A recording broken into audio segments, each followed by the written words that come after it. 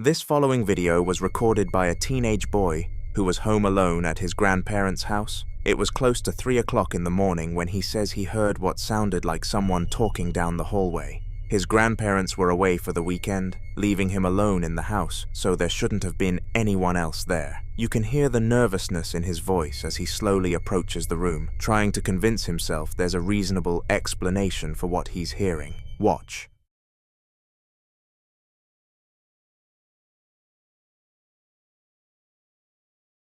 Okay, so it's like 3 in the morning right now, and I swear to God, I just heard someone talking down our hall, and there's no one home right now because my grandparents are out of town for the weekend. So I'm gonna go investigate.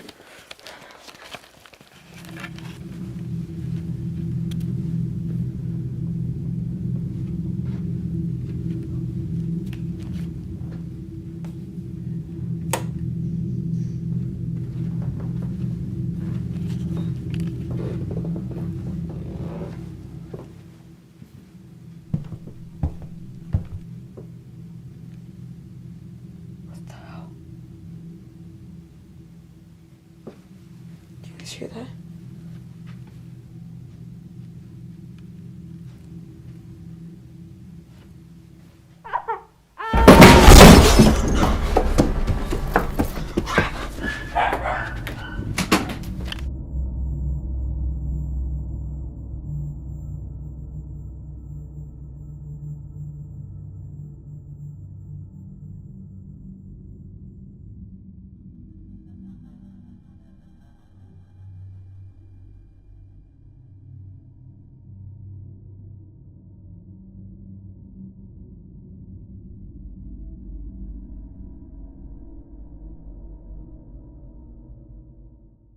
Something inside that room suddenly lets out a piercing, high-pitched shriek, a sound he later described as resembling a baby crying. According to him, it's a room his grandparents have always told the family to stay out of, though they've never explained why. Some viewers believe the sound came from an animal, such as a raccoon, fox, or cat, trapped somewhere inside the house. Others aren't convinced, arguing that the shriek doesn't clearly match any animal they can identify. Then there's another theory. Several viewers wondered if the reason his grandparents never allow anyone into that room has nothing to do with storage or privacy at all. Perhaps they've experienced strange things there themselves and simply chose never to talk about it. Families sometimes avoid discussing unsettling experiences, especially with younger relatives, either to protect them or to keep old stories from resurfacing. Of course, there's no evidence that's the case here, but the unexplained rule about staying out of the room has led many people to wonder whether the grandparents know far more about that part of the house than they have ever admitted.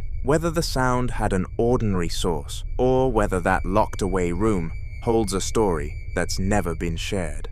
The one question the video leaves behind is why that room was off-limits in the first place.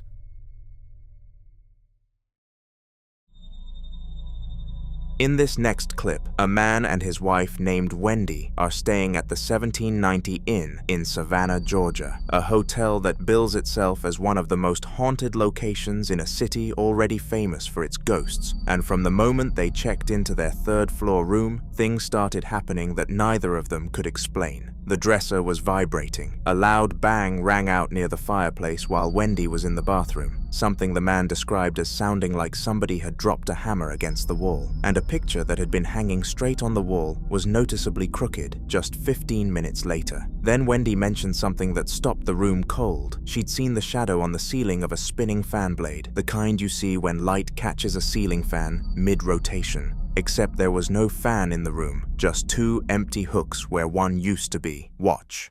Okay, so we've been getting, this is the 1790 Inn in Savannah, Georgia, and we've been getting some pretty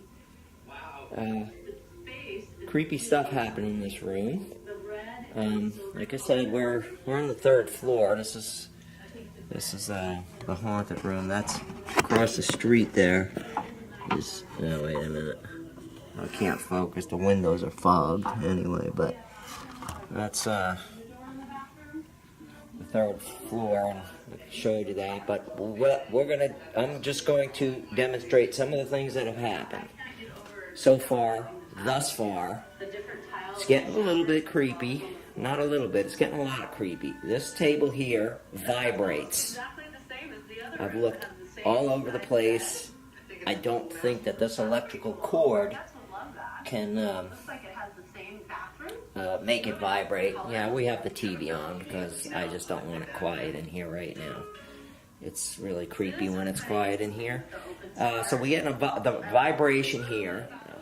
Anyway, so this is just an adjoining room door here. The fireplace right here, nothing unusual, but over here we've had a banging noise right here, like somebody literally dropped a hammer. I was here, Wendy was in the bathroom, and I did nothing to this. This picture was not this crooked. Not even 15 minutes. I don't know if you could see how crooked it is. It's pretty crooked. But anyway, now everything's getting blurry. That's cute. Alright, so, Wendy, what do you think about this crap that's happening? I mean...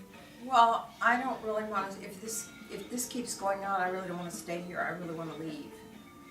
Alright, well, I understand that. I'm getting a little spooked too, but we did... I forgot to say about what I saw up there on the ceiling. Oh, the fan. Yeah, there is no fan in this room, as you can see, and yet I saw at the top of the ceiling the, kind of like the shadow effect of like when a fan blade goes around and around, and then it stopped. But just remember, we paid a lot of money for this room, so I understand.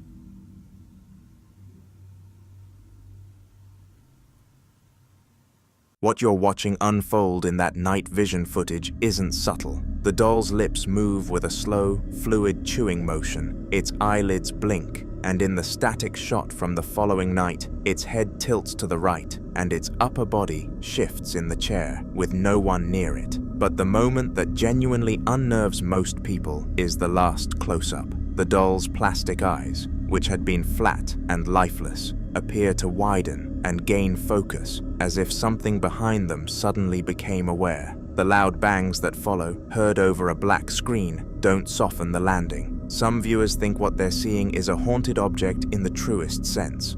A doll acting as a vessel, a container for something that attached itself to the item rather than the location. The idea of spirit attachment to objects has deep roots across cultures. In some West African and Caribbean spiritual traditions, objects are deliberately used to house entities, though the belief exists in many forms worldwide. Others are more skeptical, pointing to the possibility of a purpose-built animatronic hidden inside the doll. The movements are smooth enough to suggest mechanical components, but that explanation sits uneasily alongside Wendy's description of the phantom fan shadow and the unprompted banging, details she mentioned before anyone had even looked closely at the doll. Savannah itself carries centuries of layered history, and the 1790 Inn sits in the heart of a city where paranormal reports are practically a part of the local identity. Whether what's in that room belongs to the building or arrived with the doll is a question the footage alone can't answer.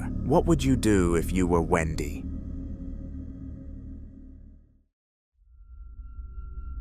The following clips all come from the same household, or rather, a pattern of households, where young children are at the center of something their parents can't quite explain away. In the first clip, a man has just arrived home when his young son approaches him, pointing toward the bathroom and repeating one word, "Papa," not to greet him, to tell him something is already there. Watch. Vengo llegando a casa. ¿Qué pasó, papi? ¿Qué hay en la puerta? A ver, llévame. ¿Qué hay en la puerta? ¿Qué viste? Papá. ¿Me viste a mí? ¿En dónde? ¿En el baño? ¿Ahí estoy yo? Papá. No hay nadie, papi. Yo acabo de llegar. The father checks the bathroom and finds nothing. No one there, completely empty. But his son had been insisting, clearly and calmly, that he had seen his daddy standing inside, at the exact moment his actual father was still walking through the front door. That detail is what makes this so hard to dismiss. Children this age don't usually construct deliberate deceptions, and the boy's behavior wasn't frantic. It was matter of fact, the kind of certainty you'd expect from a child describing something they genuinely saw. Some believe what the child encountered could be a doppelganger, an apparition that mirrors the appearance of someone known to the witness. In folklore across many cultures, seeing a double of a living person, sometimes called a fetch in Irish tradition, has long been considered an omen rather than a random haunting, something tied specifically to the person being mimicked. Others think it's simpler than that, a child's imagination, but the calmness is the part that keeps pulling people back. In the very next clip, a young girl in the same home is being questioned by her mother about why she's scared, and her answers follow a similar pattern. Not chaos, not hysteria, but quiet, deliberate fear. Watch. ¿Otra vez? ¿Tienes miedo? ¿A qué le tienes miedo? ¿Qué es eso? Monstruo. ¿Viste el monstruo? ¿Dónde está el monstruo? Mayo. ¿Tú lo viste? Mayo. ¿Está en el baño? He tells his mother there's a monster, that it's in the bathroom, and then he does something that stops most viewers cold. He raises his finger to his lips and shushes. That instinct to stay quiet, to not provoke whatever is present, reads less like a child playing pretend and more like a child trying to protect himself. The parents clearly took it seriously, because by the third clip they've brought in a ghost hunting application and are filming the area their son keeps identifying. And this time, the footage catches something physical. Watch. ¿Qué es eso, papi? ¿Qué es eso?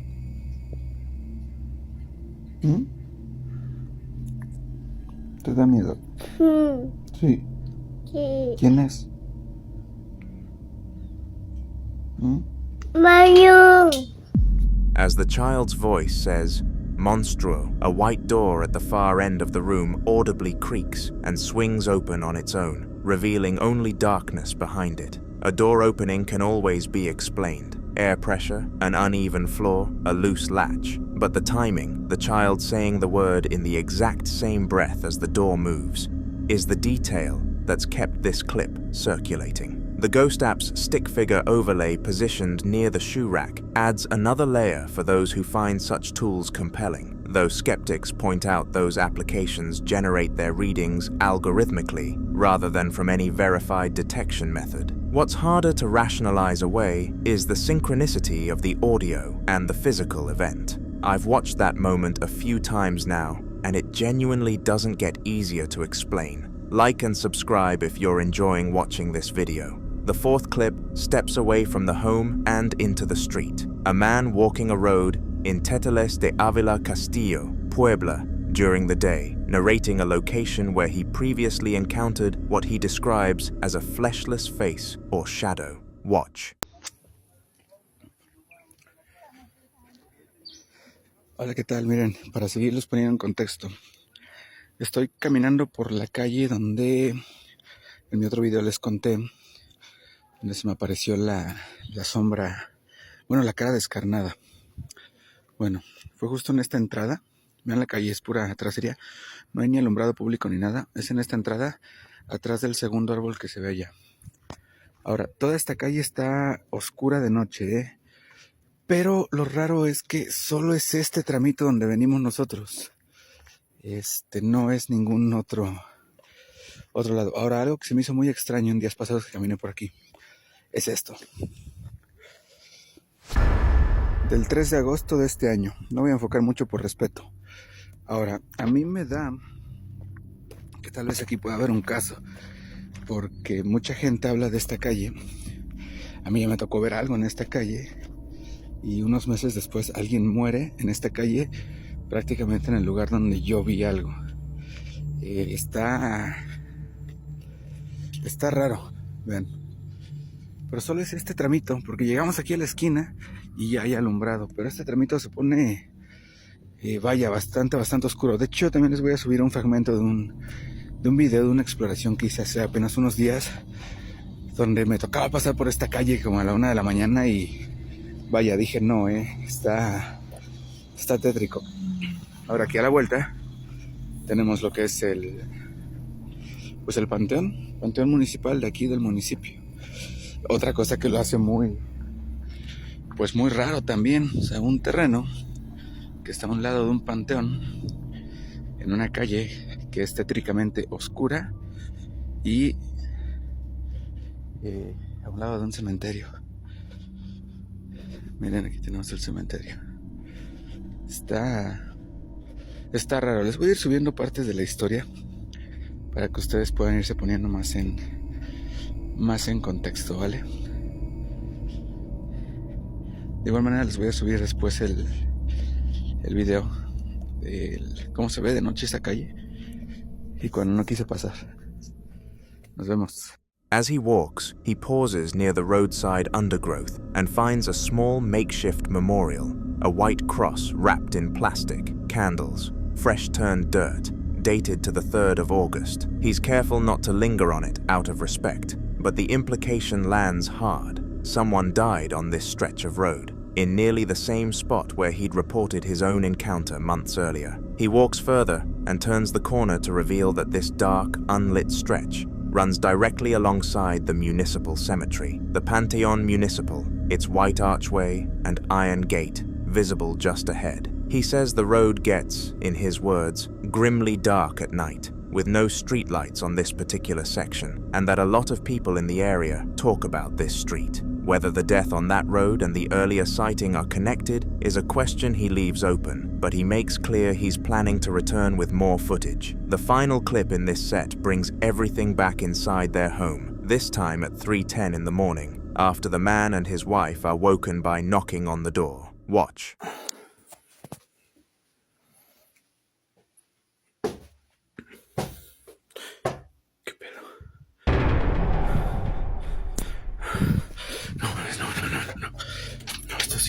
Ay, no. La madre.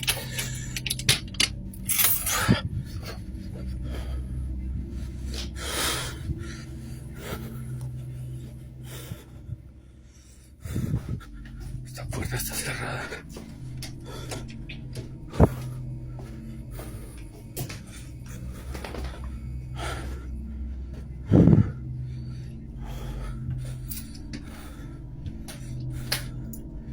No hay nadie aquí tampoco.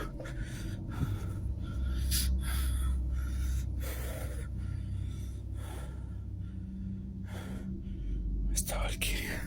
Hey Google, ¿qué hora es? Son las 3:10 de la mañana.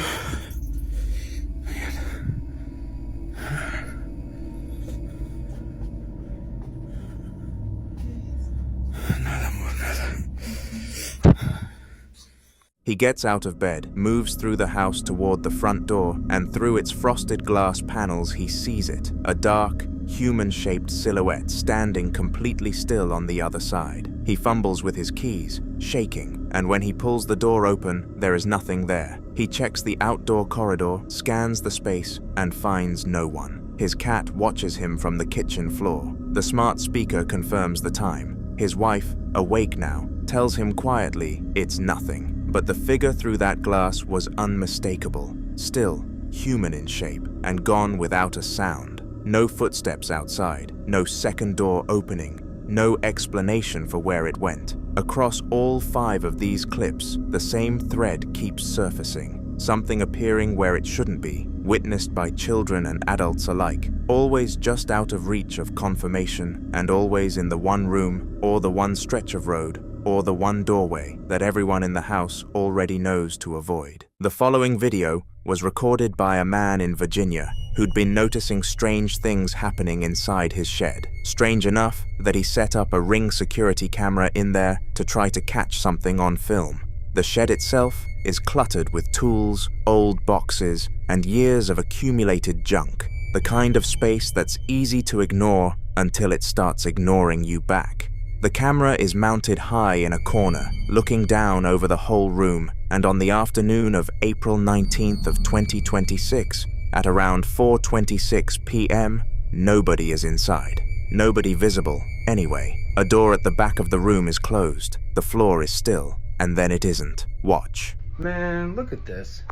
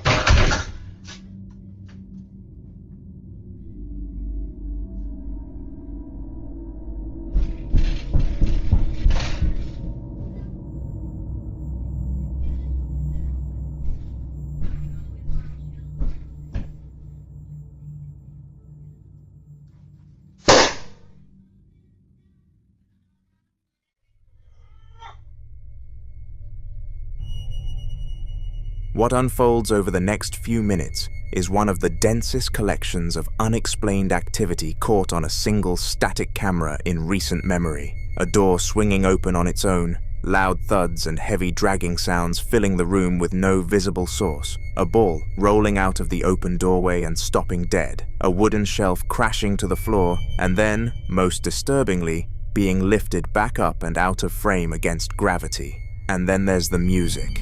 Old-fashioned, tinny, with a female vocalist. Faint at first, then growing steadily louder, as though something is physically walking it closer to the camera's microphone. Right up until a sharp pop is heard, and something lets out a high-pitched cry of pain. When the man-eat enters the shed to investigate, you can hear how shaken he is, breathing heavy, voice cracking, yelling into the dark attic above him, and getting nothing back. What he finds up there doesn't answer anything. Broken nameplates reading Mr. and Mrs. Ronald J. with the surnames snapped clean off, a shattered Rolex-style watch, shot glasses etched with the logo of Sweetbriar College, a women's-only institution here in Virginia, all of it belonging to someone else, someone whose connection to this shed he can't explain. Many viewers think what's captured here is classic poltergeist behavior, not a haunting tied to a location so much as an intelligence that interacts with physical objects, creates sound, and seems capable of responding to the presence of a camera. Poltergeist activity in paranormal research is often described as kinetic, loud, and escalating, the kind of presence that doesn't hide but performs. Others think the objects found in the attic matter more than the activity itself, that whoever Ronald J. was, something tied to him, or to whoever he shared that nameplate with, hasn't fully left the space. The shelf being lifted back up is the detail that's hardest to walk away from. Things fall, that's physics, but whatever pulled that shelf back up wasn't working with gravity, it was working against it. So what exactly is living in that shed with him, and does it know he's looking?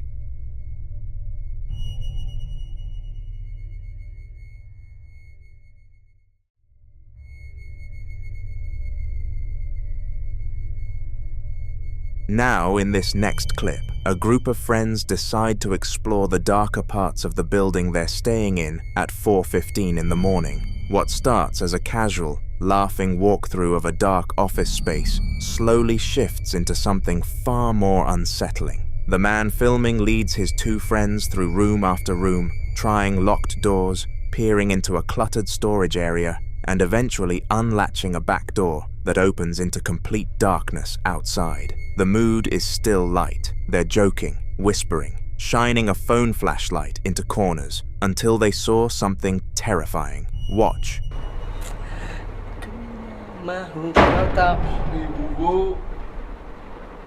Oh, main pintu, main pintu pagi. Main pagi, main pintu, main kita tengok, main kita tengok. Buka lampu, Pi.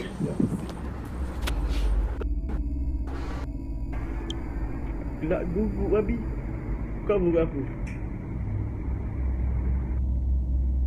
Mari sini, Pi. Macam ada orang tu. Allah, lampu pula tutup. Ya babi tu. Bodoh. Ni tinggal aku pun bodoh. Macam babi tinggal aku. Lampu tutup pula. Ruang ketang, ruang jiluan. Bodoh. Bimbang. Biar. Siapa tu pipi ni? Biar. Ya. Dok orang tu. Dok sini gelak dia. Allah Akbar. Bodoh. Ya Allah. Bodoh. Babi gurau ya Allah. Allahu Akbar. If you look closely, there's a figure, and according to the guys, it's a pokong. Near the edge of the darkness, a pale figure can briefly be seen motionless in the background. The group immediately reacts, and according to the men filming, what they saw was a pokong, a ghost from Indonesian and Malay folklore, believed to be the spirit of a dead person trapped inside their burial shroud. In traditional beliefs, the body of the deceased is wrapped tightly in white cloth before burial, with bindings around the head, neck, and feet. Legends claim that if the soul is unable to move on, the spirit may return in the same wrapped form. unable to walk normally, and often described as hopping or appearing stiff and motionless in dark places. Reports of Pocong sightings are especially common near abandoned buildings, graveyards, and isolated roads late at night. Some viewers believe the figure was simply a person standing outside in the darkness. Others are convinced the reaction from the group was too immediate and genuine to be staged. But for those familiar with the legend of the Pocong, the clip taps into a fear that has existed for generations.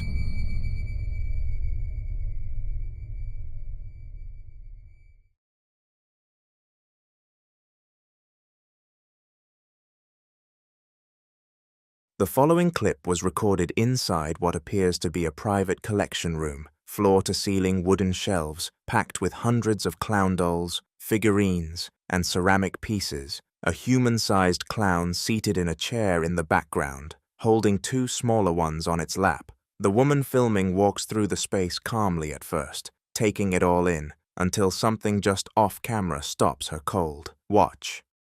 Might do that. Are you a textural?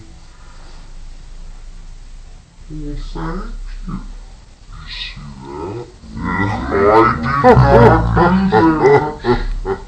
You see that?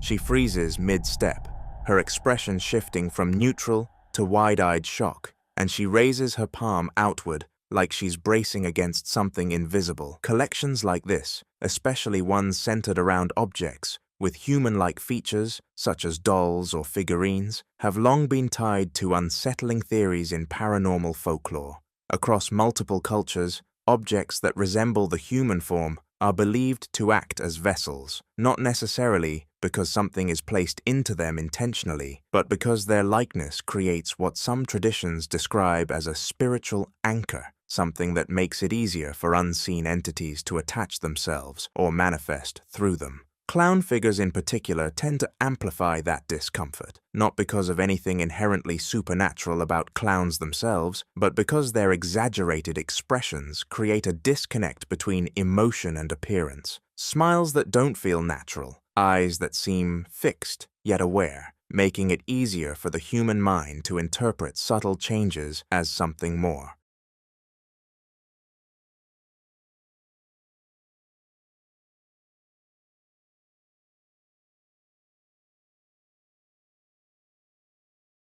The following video was recorded during a live stream session out of Columbiana, Alabama, in September of 2019, when three men were in the middle of a casual conversation about haunted artifacts, specifically about a trip one of them had taken to the Afterlife Museum in West Virginia, a place known for housing objects with dark histories. On the table in front of them sat two vintage baby dolls, brought out as part of the discussion. Nothing about the setup seemed alarming. The man on the right, joining remotely via video call, was mid-sentence describing what he'd seen at the museum. Death masks, haunted dolls, the kind of objects people warn you not to bring home. Watch. Death mask. They actually had the cap they would put on death row inmate when they got the chair. I mean, it was bizarre. And I thought, yeah. What happened? Like 20 seconds ago, I thought, yeah. I ignored it. Because I thought it was my eyes. I didn't really. It was this one right here, wasn't it? Yes, it was. Screen. Yeah. I didn't see. I missed it. I was just trying to see the head kind of wobble like it was trying to turn. Yeah, Okay. I thought my eyes were playing with me. Joe, you want to take that one home with you? As long as it's temporary.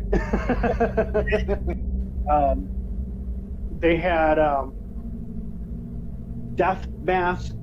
They actually had the cap they would put on death row inmate when they got the chair. I mean, it was bizarre. And I thought, yeah. What happened? Like 20 seconds ago, I thought, yeah. I ignored it because I thought it was my eyes. Alabama. And we're going to build a museum on it.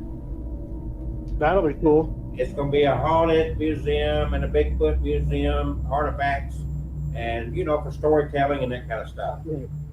Right. I had recently went up to West Virginia to the, what was it called? The Afterlife Museum.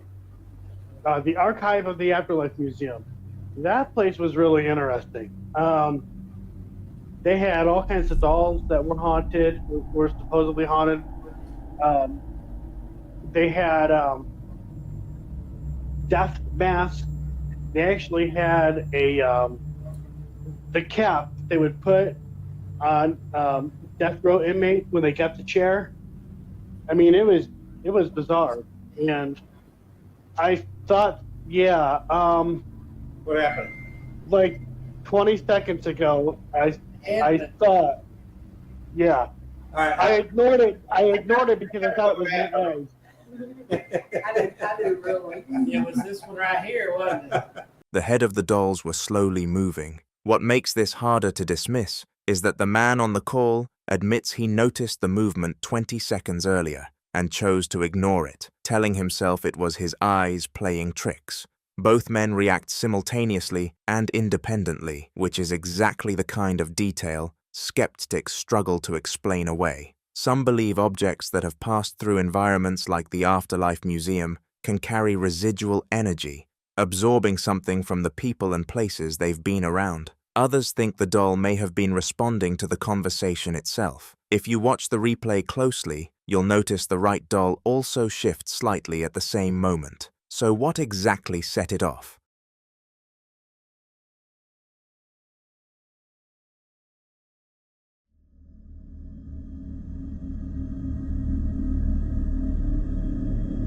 The following video was recorded on a home security camera set up in a living area, looking down a dark hallway toward a closed white door. The house appears quiet, no one moving, no lights on, nothing out of the ordinary by any visible measure.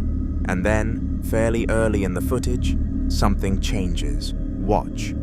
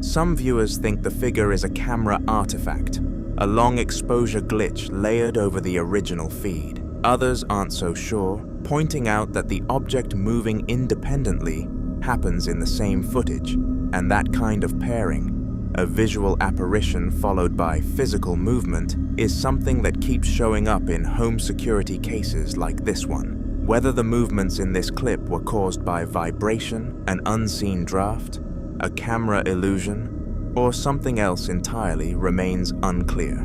But moments like this are exactly why ordinary security footage so often ends up at the center of paranormal debates online.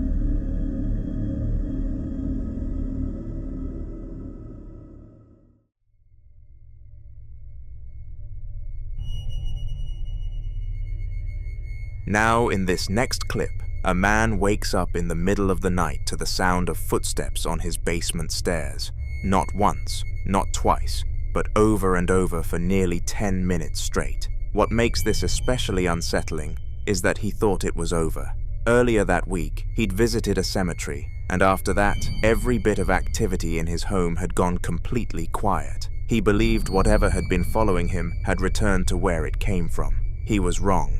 So he grabs his flashlight and starts moving through the dark house, narrating as he goes, clearly shaken. Watch. Alright, so I was woken up this morning to the sound of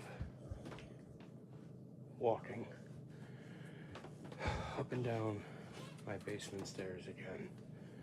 It was over and over and over for probably 10 minutes straight. It was just walking up and down the basement stairs.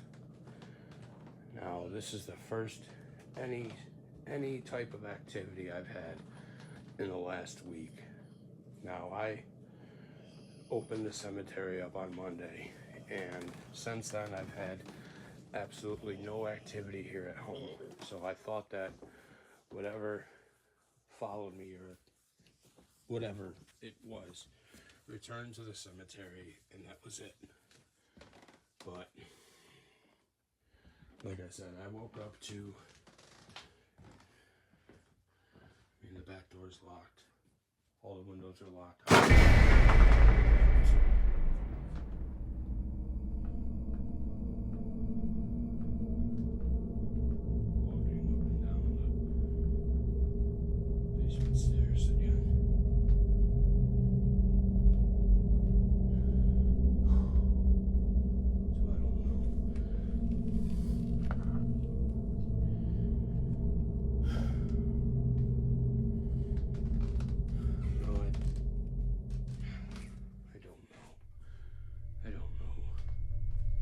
While he's mid-sentence, a loud crash cuts him off. A green shaker bottle now on the kitchen floor, with no one near it. He picks it up, hands unsteady, breathing heavy, and just says, "I don't know," over and over. You can hear the defeat in his voice. Some believe this is classic poltergeist behavior, objects displaced by an unseen force as a direct response to the witness's presence. Others think whatever came back from that cemetery didn't come alone, but what do you think?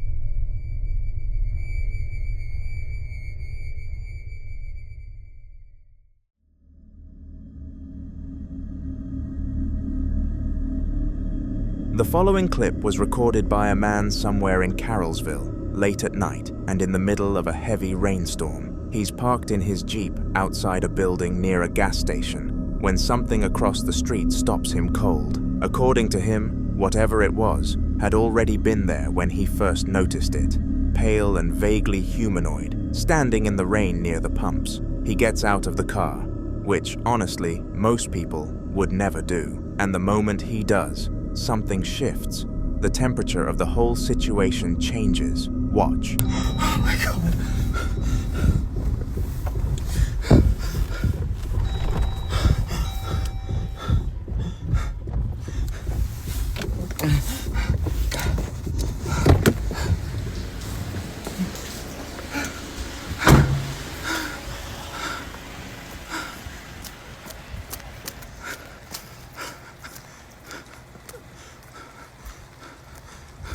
What the f do you want?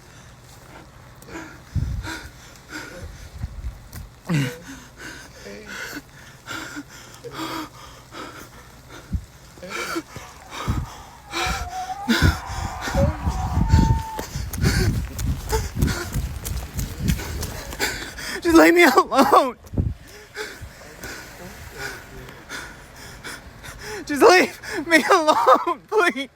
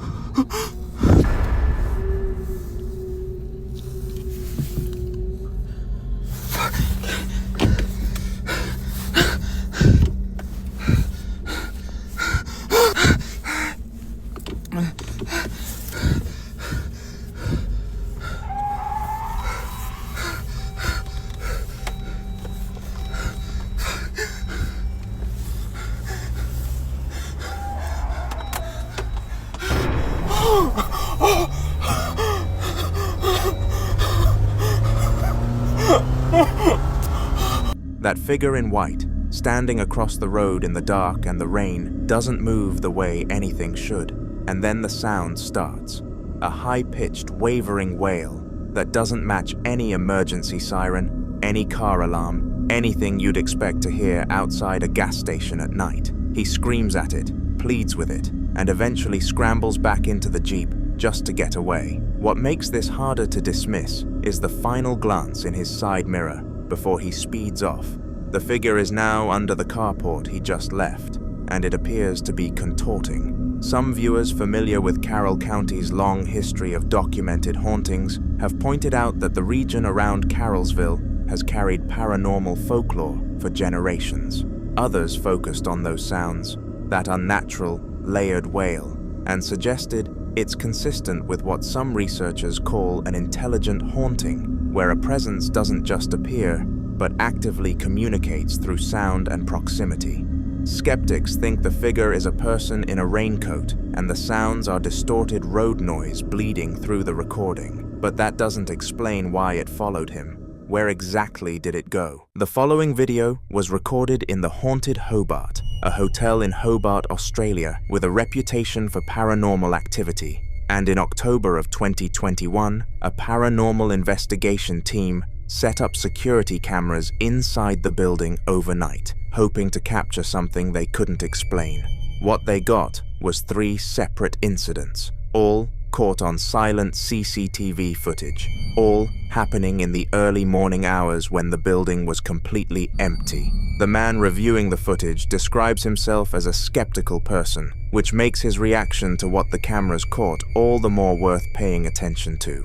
The first 2 events happen at 5:53 a.m. No staff, no guests, nobody in the building. Watch. A movement right there, and then it proceeds to go like up the stairs, but it could be someone, just walking on the outside on our front porch right there, which is logically what it is, but it almost seems that the camera's kind of bending, and it bends the staircase a little bit, and then right after it goes to the top of the stairs, the hat seems to jump up before it falls off onto the ground and kind of rolls around. It's very weird. It's something I can't explain. Now, even weirder than that is the next day, that same woman came back in, and she was wearing the same exact clothes, and which is fine. I'm not judging. Maybe she had some, had a fun night. Maybe got it lucky. She could have stayed somewhere close to here, or maybe she lives there. Who knows? But she comes. How wacky this is. Like, what is she doing? She seems to be walking weird. And then she's like peeping back in. Like, how long was she out on the porch just like staring in after the video cuts off? It's wild. It was a bizarre thing. I don't know what's up with that lady, but more importantly, I don't know what's up with that hat. That's the most evidence I've seen of something, and I saw it with my own eyes. It was right in front of me as I'm talking to this woman. It was very weird. I can't explain it. Make up your own mind on what you think, and let me know. Thanks for watching. From 2 separate camera angles focused on the staircase near the entrance area, a black hat resting on the stair railing suddenly falls to the floor without anyone near it.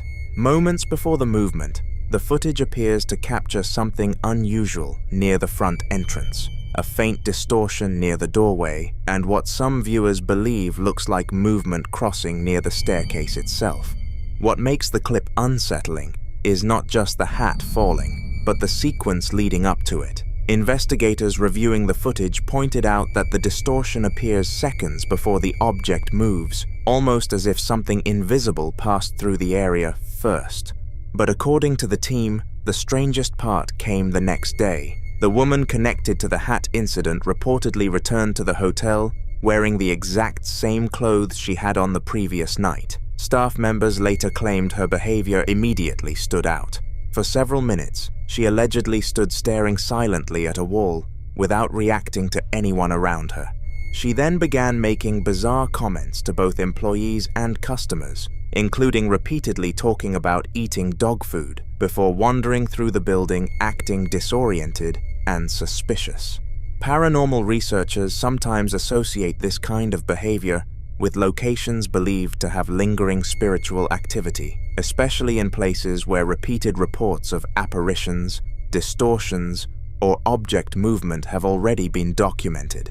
In many cases, investigators describe witnesses becoming unusually fixated, detached, or emotionally altered after experiencing unexplained events inside allegedly haunted environments. Whether the woman's behavior was connected to what the cameras captured remains unknown, but for many viewers, the combination of the distortion near the staircase, the unexplained movement of the hat, and the woman returning the following day behaving strangely has made this one of the more unsettling pieces of footage connected to haunted Hobart.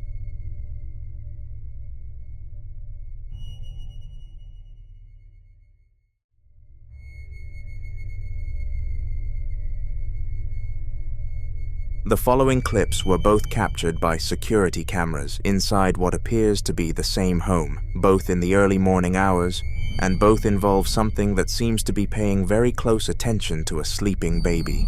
In the first clip, the timestamp reads, just after 1:30 in the morning on March 25th of 2023. The footage is in grayscale night vision, filmed from a high corner angle looking down at a bedroom. A large bed sits in the center of the frame, and to its left, a baby's crib with a small form tucked inside. The room is still. The door to the left of the crib is slightly ajar, and for the first 20 seconds or so, nothing moves.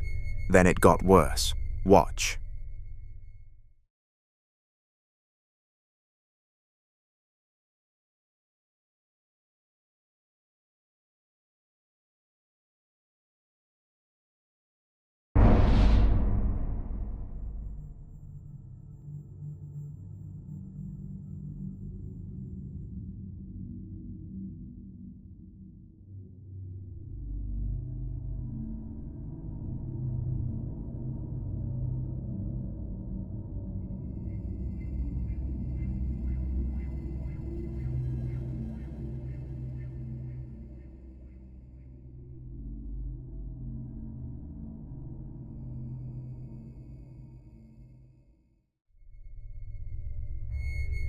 The bedroom door slowly begins to move on its own, opening wider before shifting back again, despite no one appearing anywhere near it.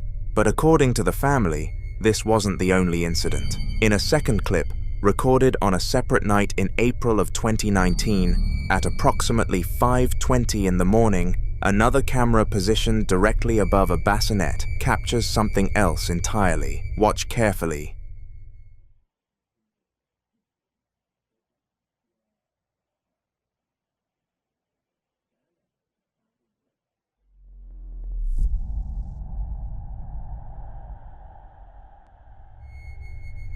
A teddy bear placed near the baby begins to move on its own. The motion is slow and deliberate, with the toy shifting position while nothing else in the frame appears disturbed. No hands enter the shot. No one approaches the crib. The room remains otherwise completely still. What unsettles many viewers is the pattern between the two recordings. In both clips, the activity centers around the child's sleeping area, almost as if whatever is present is drawn toward the crib itself. Some paranormal researchers point to old stories involving watchers, entities said to linger silently near sleeping children, often first noticed through subtle environmental changes like moving doors, shifting objects, or unexplained sounds during the early hours of the morning. Whether the two incidents are connected is impossible to know. But for many viewers, the idea that both cameras captured unexplained activity centered around the same baby is what makes the footage difficult to forget.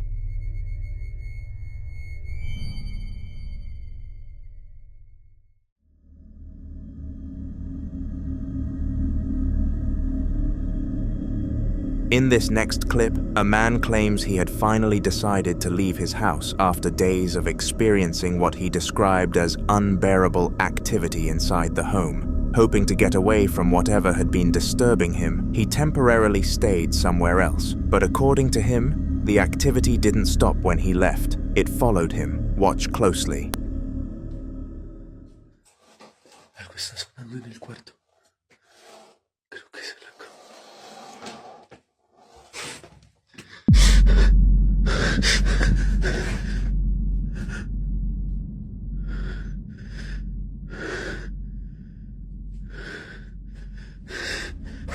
While filming inside the room, the man lifts the comforter slightly and points the camera toward the space beneath the bed.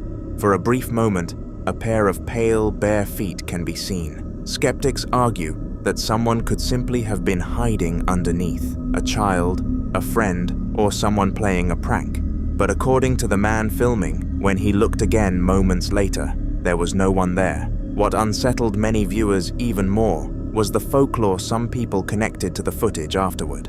In parts of Latin American paranormal tradition, there are stories of childlike entities said to appear inside homes, often partially hidden beneath beds, in corners, or just outside direct view. Some compared the figure to legends surrounding La Niña de las Sombras, translated loosely as the Shadow Girl, a spirit described in online folklore as appearing silently inside domestic spaces before gradually becoming more aggressive over time. Others connected it to stories associated with La Llorona, where sightings involving children or crying voices are believed to signal a lingering supernatural presence inside the home. But according to the man, the encounter didn't end there. After several more days of disturbances, he decided to place a Bible near the exact spot where he claimed he first saw the feet. Then, during the early hours of the morning, he says he heard a voice telling him to look underneath it, so he started recording again.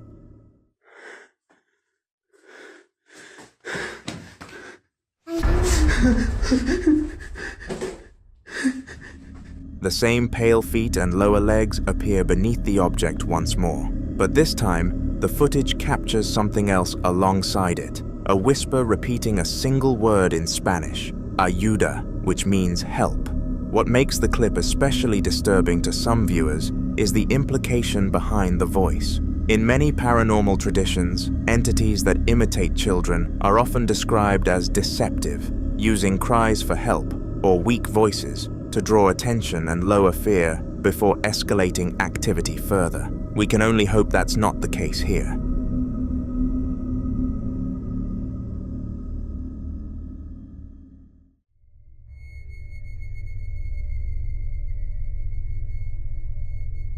The following clips were recorded inside what appears to be an abandoned commercial space, a former retail unit with unfinished walls, exposed ductwork, and the kind of industrial silence that makes every small sound feel wrong. The man filming had been exploring the location and decided to leave a static camera running in one of the darker rooms, stepping back to let it record on its own.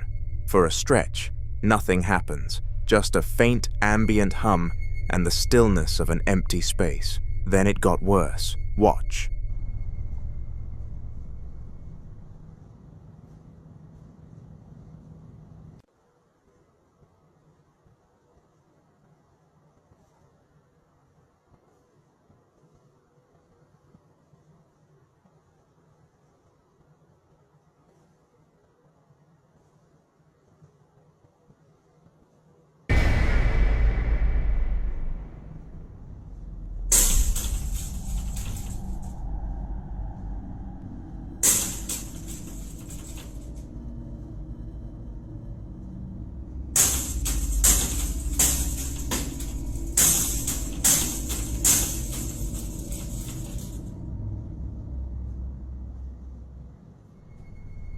What you just heard wasn't a single knock or a creak. It was a violent, rapid barrage of metallic crashes and bangs, like heavy metal racks or poles being hurled against a wall in quick succession, all with no visible source anywhere in the frame.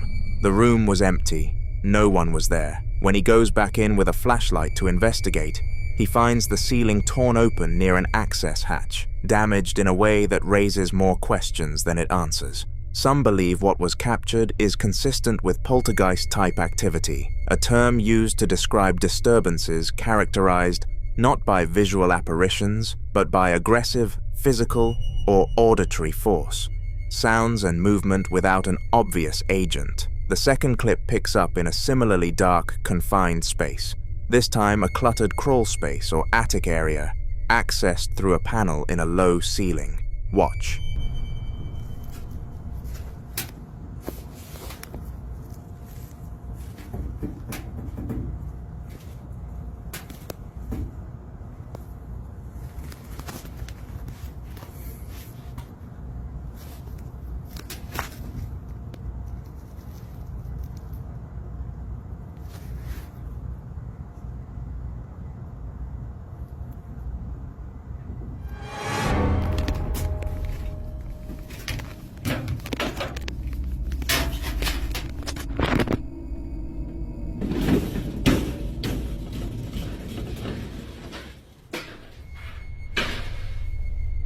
If you look closely, something like a human hand is still for a moment before suddenly moving. The reaction from viewers was immediate.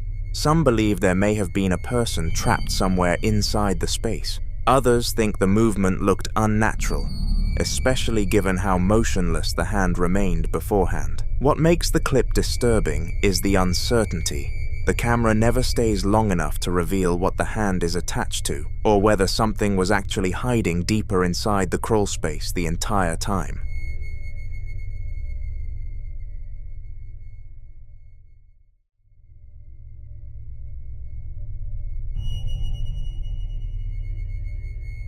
Now, in this next clip, a man with no named introduction documents something he found on the wall of his house.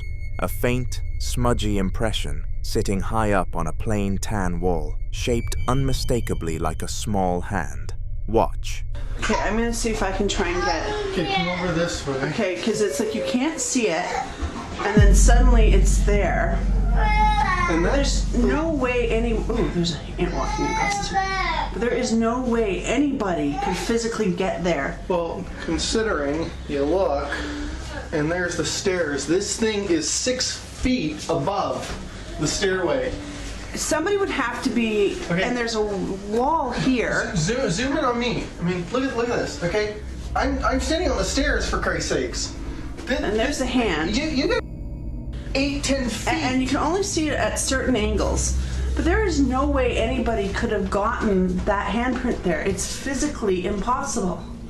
And it wasn't there a couple days ago. No, that is screwy. We gotta put that out and ask people about it. I mean, that's just, you can't do that. I mean, I'm gonna... And that is the left hand. Yeah. That's the left hand, so we're talking somebody would have on had the stairs, you're looking at... That... Okay, there's no way. You're like 15, 20 feet in the Yeah, there is no way somebody... Is it still there? Yeah, it's still sitting there. I can see it clear as day. Okay. I'm going to see if I can zoom in a little bit. You're talking 15, 20 feet in the air for somebody to put a handprint there. And we had the place painted recently, but it is not, it was not there. I know it was not there. So Cricket was sensing something today. Well, it was weird because she kept freaking out all day. Yeah. And then suddenly this thing appears. Wait, come back. 'Cause I want to show. Okay, there's you trying to reach up to where it is. So even if you stood on the stairs, can you move up a little bit? So even if you stood on the stairs, because there's the handprint, you can't reach it. And you're over 6 feet. There's no way. Okay. And Amethyst has been acting really weird today too. Well, I'm coming down to deal with her. Okay. That handprint sits too high for a child to reach casually, and the shape, a distinct palm with finger smudges fanning outward, isn't the kind of thing that just appears on a painted wall without explanation. Some believe impressions like this are residual contact, a spirit pressing through from the other side and leaving a physical trace behind. Others think it could point to a child's presence, which paranormal investigators often describe as among the most emotionally charged and difficult to dismiss. You can see why he kept coming back to it. Whatever left that mark apparently had somewhere to be, right at the top of those stairs. The following videos were captured by a woman who's been documenting what she calls her poltergeist diaries, a series of increasingly unsettling encounters happening at her workplace, an office she now refers to as anything but ordinary. She'd been sharing updates with her followers, building a record of small, creeping strangeness, and in this first clip, she's filming late, alone, moving through the building with her phone out when she notices something down the hallway near the break room. Watch. So, y'all have been following my polter diaries here lately. So I'm pretty sure there's something standing in the doorway to the break room. Am I crazy? Or is that somebody standing there? Do y'all see that? The camera peers around the edge of a dark, reflective surface and catches a tall, thin shape standing completely still at the far end of the dimly lit hallway, and her reaction says everything. Her voice drops from calm narration to a terrified whisper. before she lets out a raw, piercing scream and the footage cuts off. Whether that shape was a chair, a pedestal, or something else entirely, her scream wasn't performed.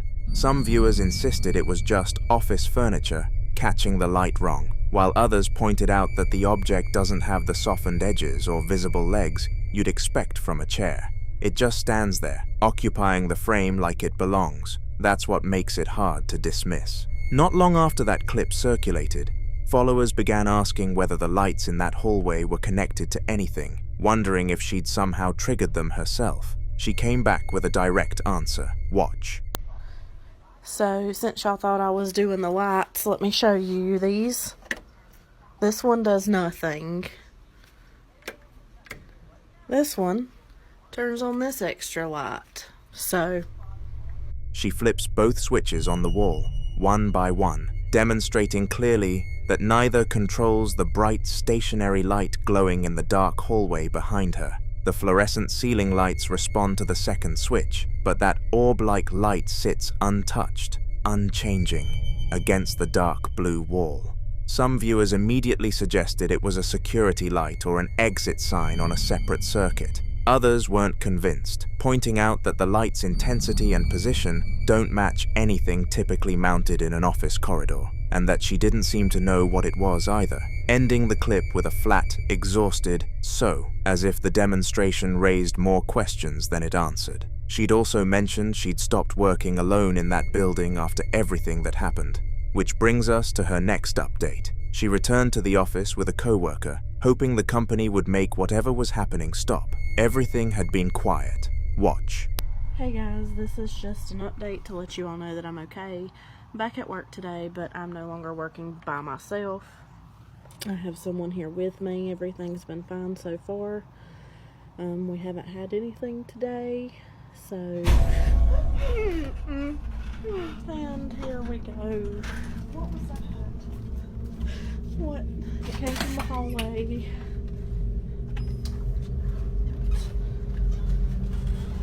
Oh my god.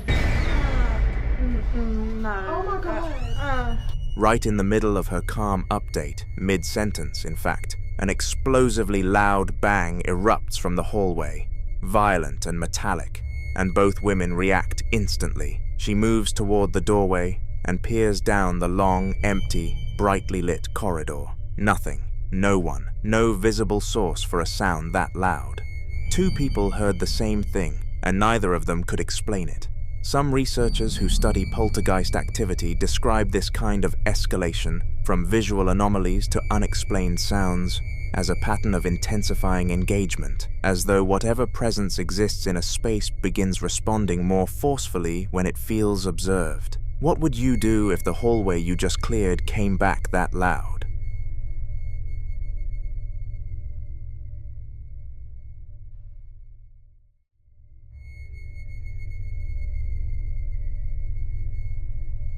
Now, in this next clip, a man is moving through his house at night, phone in hand, when the space around him starts doing things that have no easy explanation. It's unclear exactly what brought him to this part of the house, but from the moment he pushes shut a large panel on the wall, something shifts in the energy of the place, and it doesn't stop there. Almost immediately after that panel slams shut with a loud bang, something catches his attention. Watch.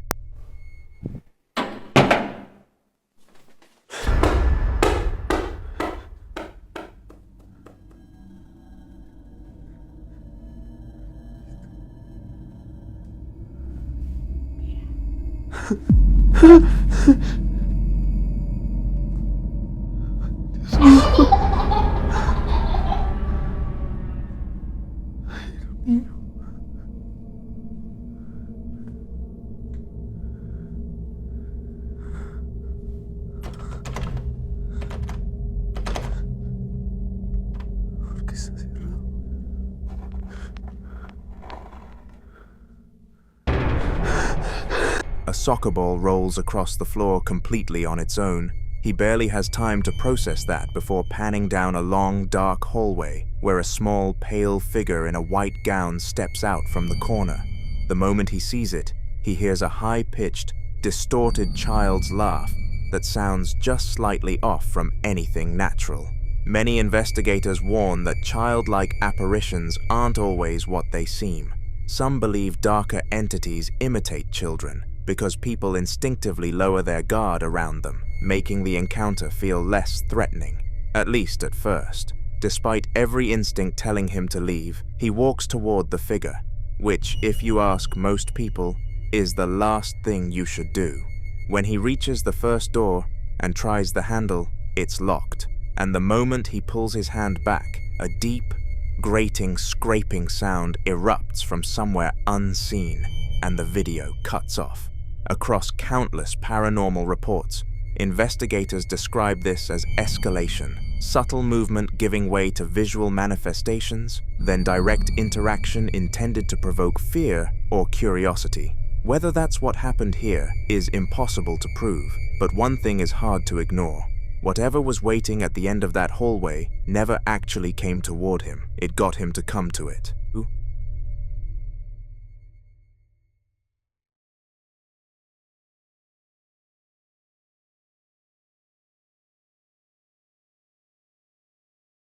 Quick thing before we continue, all of our videos are now available on Spotify too, so if that's somewhere you already find yourself late at night, every compilation we've made is waiting there for you. Whichever way you'd rather watch, the link's in the description. Now back to the video. The following video is about a man who lives on 300 acres of swampland in a place called Dinsmore, land his family bought cheap from a paper mill that operated in the 1800s. Land that he claims was originally stolen from Native Americans and sits directly on top of an old burial ground. According to him, he's not the only one who believes something is wrong out there. He says local police officers will draw straws to avoid responding to calls on the property, and when they do show up, they won't set foot past the property line. That detail alone is hard to shake, but it's what happened to him the previous night that sent him outside in the dark, bare-chested and terrified, phone in hand. He says he walked off the porch to check on the chickens when he heard two things. First, someone calling his name, and then a voice saying, "Help me," from somewhere in the darkness. Watch. Y'all, I just walked off the porch and I came out here to check on the chickens. I just heard, first off, I heard my name. Second off, it sounded like somebody was saying, "Help me." Hold on. Hold on.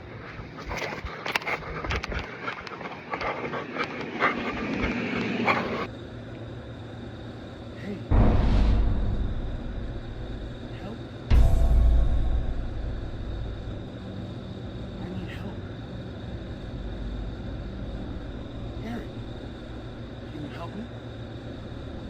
What you hear coming out of that blackness is a clear, disembodied male voice, distinct, intelligible, calling out, "Hey," then "Help," then "I need help," then the name Derek, and finally, "Can you help me?" There's no figure visible, no source, just open darkness and that pleading voice drifting in from the trees. Some viewers immediately thought of a classic piece of folklore, sometimes called the Dark Call, the idea that certain malevolent entities will lure people away from safety by mimicking distress, using familiar names or cries for help to draw someone deeper into the woods. Others think it's entirely possible a real person was out there, maybe someone from the abandoned trailer, a quarter-mile onto the land that he mentions people frequently break into. Skeptics have both explanations to choose from, but the fact that the voice knew his name is the part that's difficult to talk around. The following morning, he sat down and laid out the full context. Watch.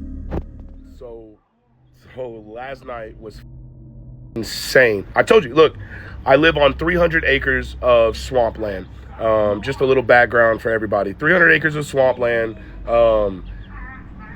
We bought it for a penny an acre from the paper mill that was here back in the 1800s. The paper mill stole it from the Native Americans. Everything that everything is built around out here is on top of Indian burial ground. So I'm not the only one to have had this experience. Other people have had these experiences. You could just talk to the local people here in Dinsmore. They've had the same experiences out here. In fact, it's so bad. Police officers will draw straws or argue about who has to come down here when something happens. My family used to be crazy. Used a lot of drinking, drug use, and, you know, just abuse and stuff like that. So cops would be out here all the time, but they would not come on the property. They will only meet you at the end of the property. That's how fucking scary it is out here. So today we're going to investigate. I still think that crackheads wandered up from the property. It is about a quarter of a mile into the property, but that doesn't mean anything. We get crackheads, heroin addicts, whatever. They're the new crackheads, meth addicts, they're the new crackheads. We get them out here all the time trying to steal stuff because we used to run a business out here. So I'm going to investigate a trailer that's on the edge of the property today to see that they steal out of all the time. They stole the copper out of it. They busted the windows out of it. So we're going to go see inside that trailer if there's any evidence of anybody staying in it or anything like that. So, yeah, stay tuned, guys. Peace. He describes the property as deeply haunted, says the paranormal activity is so severe that even seasoned local officers refuse to enter, and admits that his own first theory is that it might have been trespassers, possibly people staying in that abandoned trailer on the land. So that same day, he decided to go take a look. Okay, so we are out here exactly where everybody said this thing was standing. This is the spot right here. Directly at this spot. There's the track. I see no footprints. So this is the exact spot right here, guys. The chickens in the background. So I don't know. This is in this area right here is where it was standing. Is where everybody said it was standing. I couldn't see it while standing just about over there. There we go. And so we keep this stuff like this locked. We keep stuff like this locked because, like I said, crackheads. Let's check to make sure it's locked. Door's locked. This is the trailer that I was worried about. Did you fucking see that, bro? Look, I'm telling.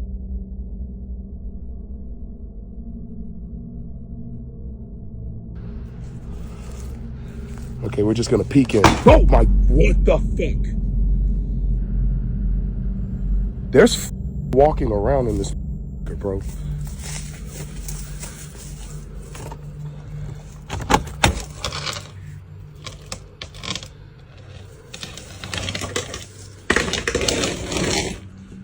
Hello? So we're gonna have to climb in this. Probably should have brought my gun. Hello?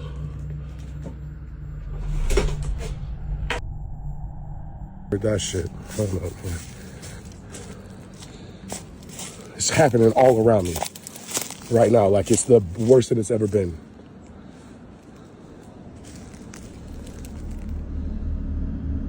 The research context around Dinsmore notes that the area has a long history of paranormal folklore and unexplained phenomena, and the most famous incident dates back to 1897, suggesting that whatever people believe is out there has been talked about for well over a century. Whether the voice in the dark was a person, something mimicking one, or something else entirely that this land has carried since long before his family ever bought it, no one knows. But what do you think?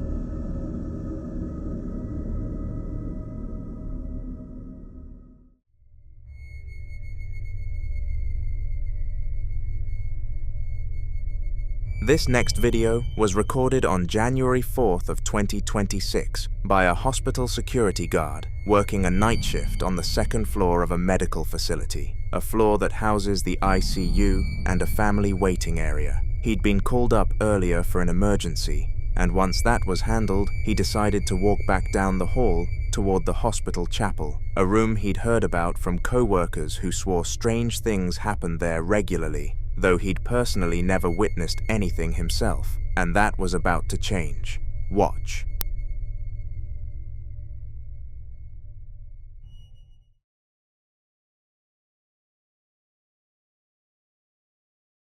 So we are on the second floor now.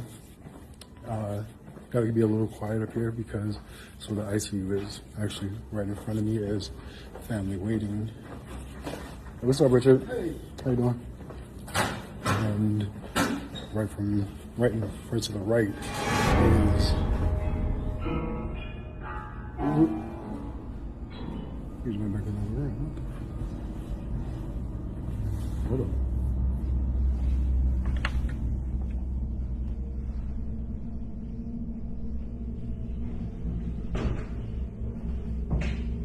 I was gonna say that right next to family waiting is the chapel. I was gonna come in here anyway because people say that crazy things happen here all the time, but I've never experienced anything, so I figured why not try? And of course, nothing's happening. So what we're gonna do is we're gonna sit right here and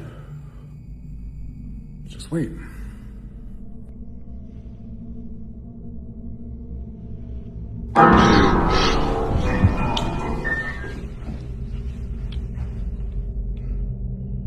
Holy hell, that scared the hell out of me.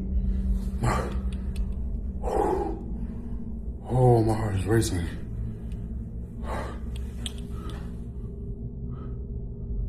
Is that my shadow? Do y'all see a shadow on the wall, or is that just me? Oh, I gotta get the hell up out of here. Shit done, like I'm sweating now. After sharing the footage, the guard revealed another detail that immediately caught people's attention.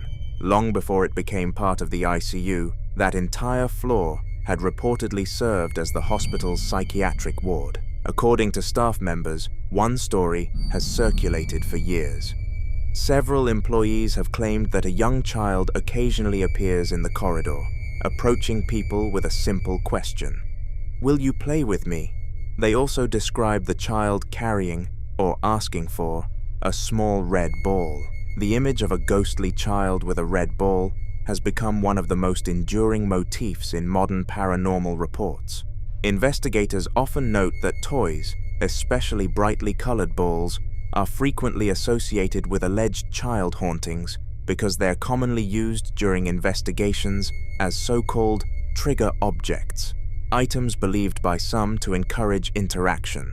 Whether that's because of expectation, coincidence, or something genuinely unexplained remains a matter of debate. BC others believe the legend may have grown over time, passed from one generation of hospital staff to the next, until every unexplained sound or glimpse in the hallway became linked to the same story. Still, hospitals have long been places where folklore thrives. Decades of intense emotion, grief, hope, and loss naturally give rise to stories that linger long after the people involved are gone. Whether the guard captured evidence of the child his co-workers had described, or simply experienced an eerie coincidence in an old hospital, one question remains. If you heard a child's voice asking you to play in an empty hospital corridor after midnight, would you answer? The following video was recorded on the evening of April 25th of 2004 at 6:39 p.m., somewhere in a rural hillside location. In the video, a man with a camcorder caught sight of something hovering in the dusk sky that stopped him cold, something he clearly hadn't expected to find, while standing out in a field where the only other sound was the distant clanking of livestock bells. You can hear the shock in his voice immediately, that genuine, unscripted panic of someone who doesn't know what they're looking at and knows it. He keeps trying to hold the camera steady, but his hands won't cooperate. Watch. Cago en la madre que lo parió. ¿Qué es eso?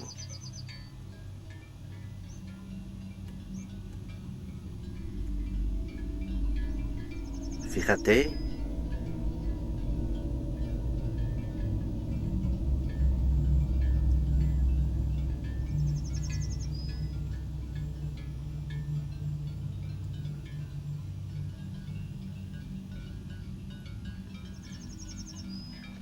Joder, aquí no hay trucaje, esto es la hostia, ¿eh?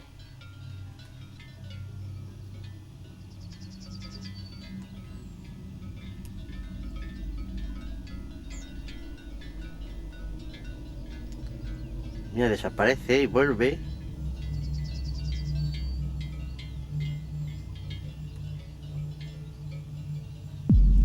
Mira otro.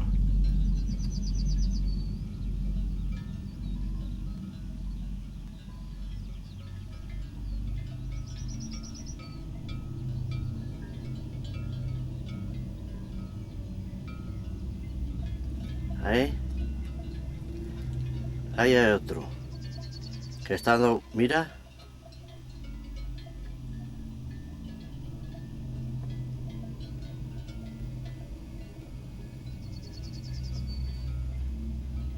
Mira, mira.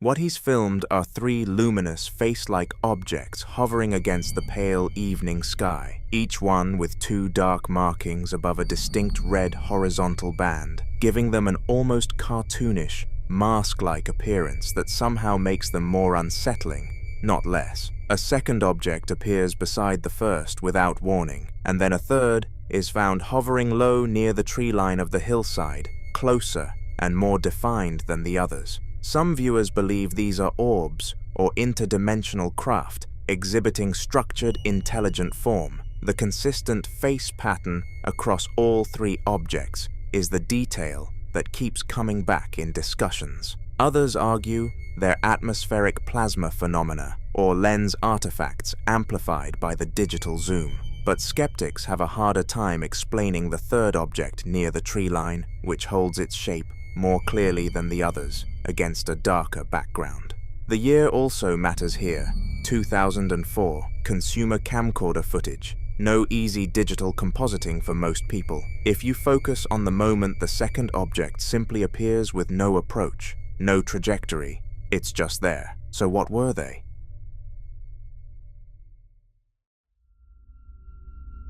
In this next clip, a group of teenage guys are spending what starts out as a quiet night outside, hanging out in the yard, relaxing in the hammock, ukulele music drifting through the dark, when something in the distance pulls their attention in a direction none of them expected. It's the kind of footage that's been circulating in paranormal communities for a while now, partly because of how it starts, and partly because of how fast everything falls apart once they see it. There's no build-up to warn them. One moment the night is calm, and the next, it isn't. Watch. How is that?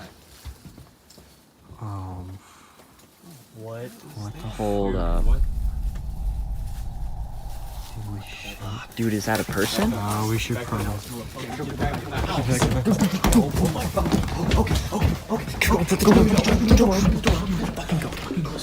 Close it, please lock it. Oh my god. Fucking lock that shit, dude. Dude, okay. I think we left someone's phone up there. Yeah, we left someone's phone. It doesn't matter. Bro, we'll get it later. Oh my god. Oh my god.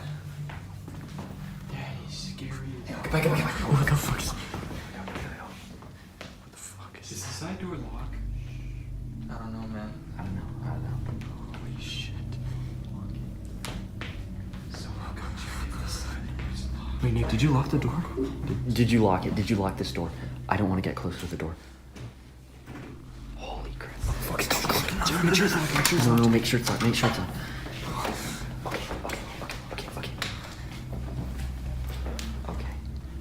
That is creepy as hell. Dude. What the fuck is that, dude? This has a fucking weird person. What the fuck is that, dude? It's going on. It's going around. Like, get over here. Yo. Oh my god, dude. Oh my god.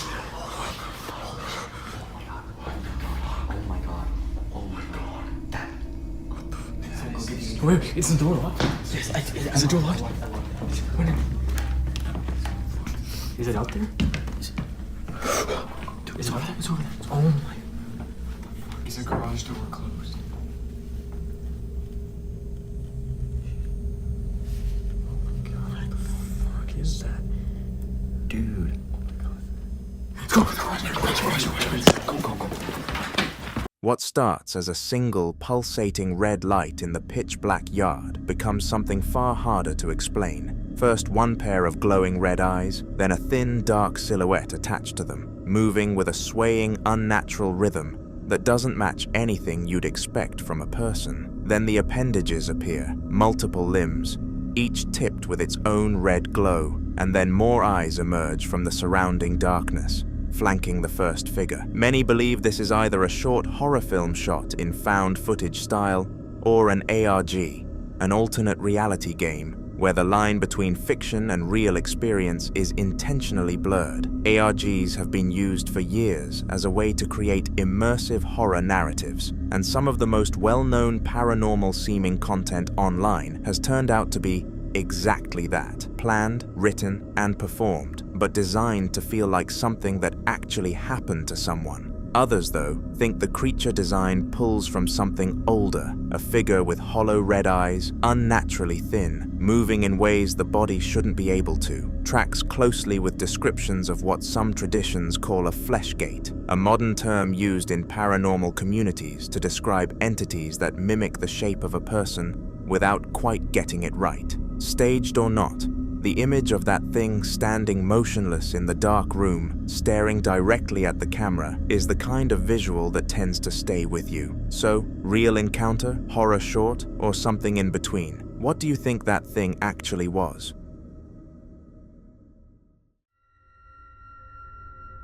In this next clip, two women are filming outside at dusk near what appears to be a small shrine or spirit house, the kind you'd find across Southeast Asia, placed to honor local spirits and keep the land at peace. The location looks like Malaysia or Indonesia, and the low light gives everything that deep, almost unnatural blue tone that smartphone cameras produce at night. One woman pans slowly across the sandy ground, past trees and a thin metal post, moving toward the corner of a white wall. And that's when she sees it. Watch.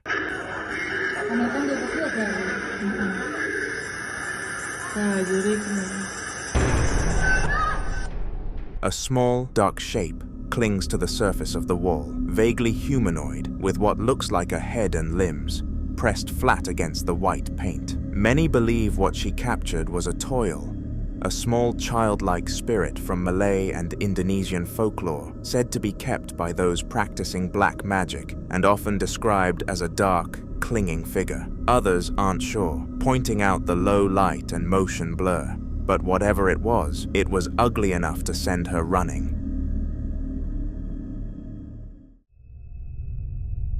This next video comes from a residential security camera, a Nest doorbell camera mounted on a covered porch, pointed out toward the street late at night. For weeks, according to the homeowner, this camera had been triggering motion alerts at odd hours, notifications going off at 3 a.m., 4 a.m., with no obvious explanation for what set them off. Each time they'd check the app, the footage would show exactly what you're about to see. Watch.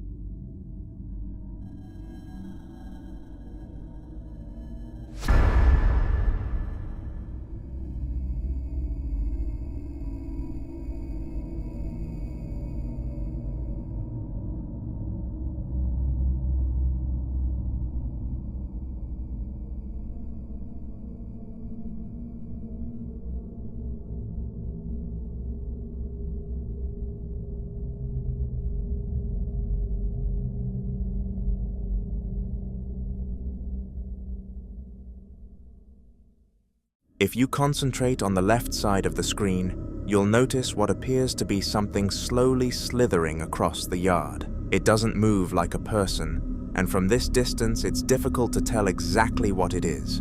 In paranormal folklore, reports occasionally describe shadow entities or serpentine apparitions, dark, crawling forms said to move unnaturally close to the ground before vanishing from sight. While there is no scientific evidence that such entities exist, similar descriptions have appeared in eyewitness accounts for decades, particularly in videos recorded at night, where the source of the movement can't be clearly identified. whether it was an ordinary animal briefly crossing the yard, a trick created by the camera's infrared sensor, or something that kept returning night after night just long enough to trigger the motion alerts. The homeowner never did figure out what kept passing through the edge of the frame.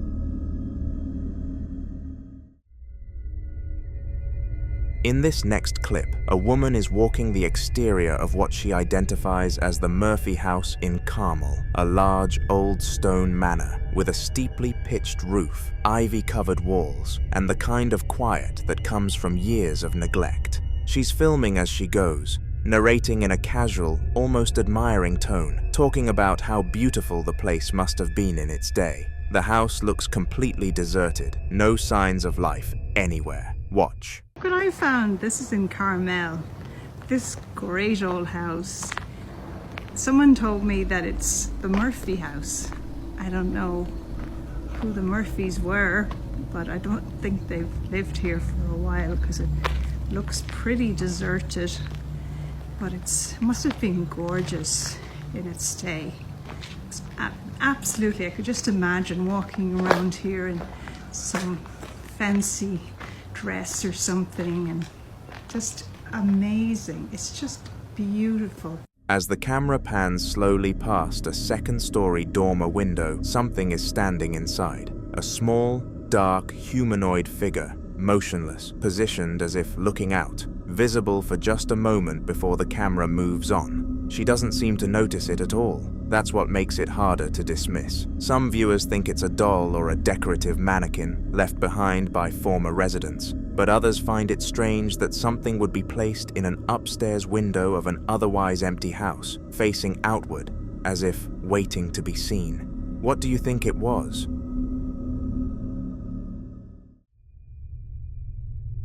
This next clip was recorded inside a hospital room at St. Paul's Hospital in Saskatoon, Saskatchewan, a facility that's been in operation since 1894 and has long had a reputation among staff for strange activity in its corridors and wards. Whoever recorded this was a patient or visitor, filming the room during the day, bright light filtering through the window blind, while medical equipment hummed steadily in the background. Nothing about the room looked wrong at first, just a bedside dresser, a few supplies, a blue Gatorade bottle sitting among them. Then something on that bottle caught their attention. Watch.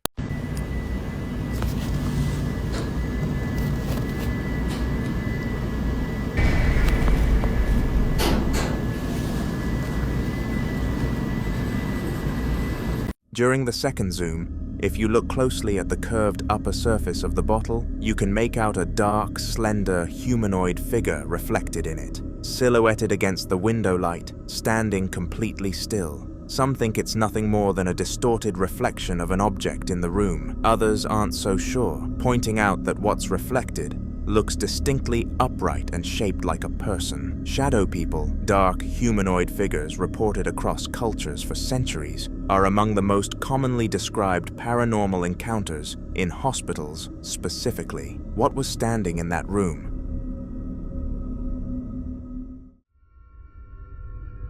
This next clip was filmed at night outside a Star Mart, somewhere in a Spanish-speaking region, where a crowd had already gathered along the roadside before whoever shot this even arrived. Something was being transported on a red flatbed truck, something large enough that people had stopped their cars, pulled out their phones, and started shouting over each other just to get a better look. The energy in the crowd isn't fear exactly. It's the kind of loud, chaotic excitement that comes when people see something they genuinely can't explain. Watch.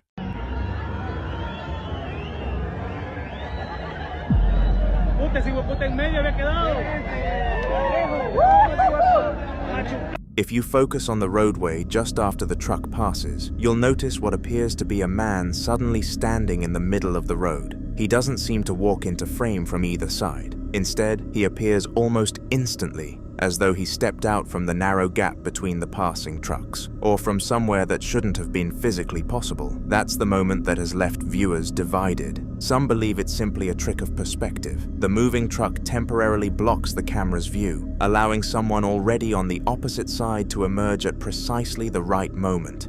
creating the illusion that they materialized out of nowhere. Others aren't convinced. In paranormal circles, sudden human-shaped appearances like this are sometimes described as phantom pedestrians or crisis apparitions, figures that seem to manifest briefly before disappearing just as quickly, often on roads or busy highways. What makes this clip so difficult to dismiss is how little time there is to process it. One moment the road is empty, the next, there's what appears to be someone standing exactly where the truck had just been moments before. Was it simply a man hidden from view by the passing vehicles, or did the camera capture something that wasn't there until it suddenly was? People are still slowing the footage down frame by frame, and many still can't agree on what they're actually looking at.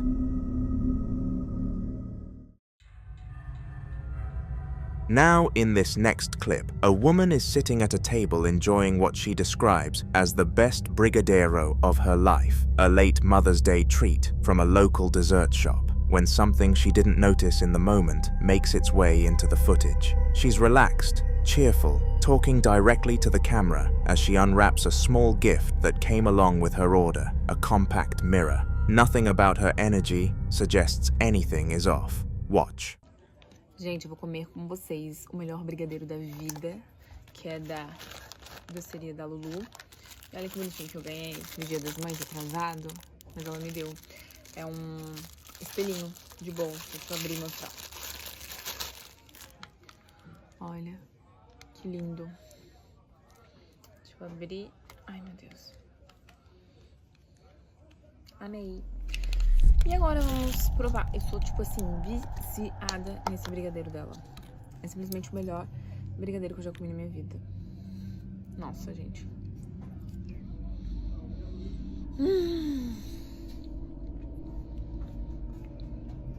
É muito bom. Muito bom. As she flips the mirror open, for just a fraction of a second, a handful of frames, easy to miss in real time, something pale and vaguely face-shaped appears in the mirror. Whatever was in that mirror, she genuinely didn't see it in the moment. Some viewers immediately pointed to the idea of mirror spirits, a concept that appears across multiple traditions and cultures, the belief that reflective surfaces can briefly reveal things from outside our visible range, entities that exist just at the edge of what we can perceive. Skeptics, on the other hand, argue it's a simple case of pareidolia, the brain finding a face in an abstract smear of light and shadow. A few frames of ambiguity, but if you slow it down and look closely at that reflection, something is looking back. What do you think it was? The following video was recorded by a family stepping into their new house for the very first time. The father is holding the camera, slowly documenting their first walk through the home as the rest of the family heads inside ahead of him. Everything appeared perfectly ordinary until viewers noticed something that was out of place. Watch. Okay. Got everybody here. Heading on into the new house for the first time. They said go. Yeah. See how scary? It's kind of scary, actually. Oh, look at all this stuff.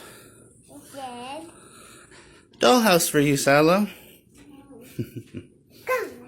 Go. Okay.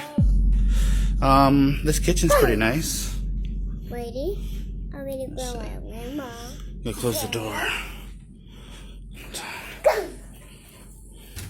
If you focus on the mirror by your right, you'll notice what looks like a dark, human-shaped shadow standing directly behind him.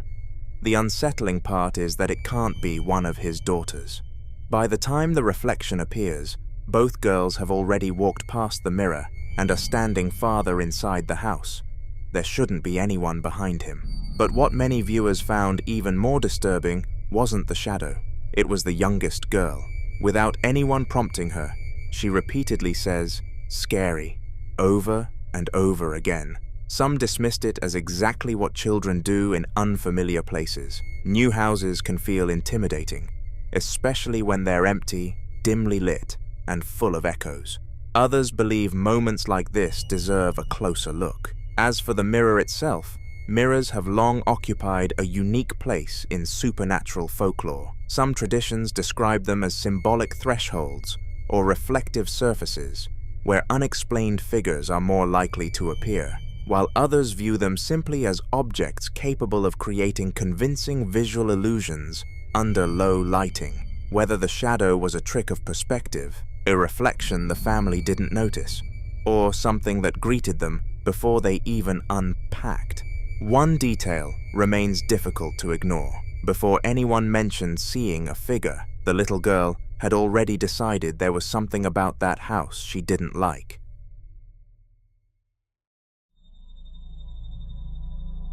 The following video was recorded by a man living in what can only be described as a house full of unsettling objects. Mannequins in the hallway, antique dolls, vintage horror movie posters, and at the center of it all, a Victorian dollhouse sitting in his sister's room that he says he genuinely cannot bring himself to look at for too long. He walks through the space at night, narrating as he goes, and you can hear in his voice that this isn't performance, it's discomfort. He's been hearing tapping sounds late at night, specifically when he passes that room on the way to the bathroom, and according to him, the sound stops the moment he enters, except for one night about 3 nights prior, when it kept going. He walked in, tried to find the source, and traced it directly to the dollhouse itself.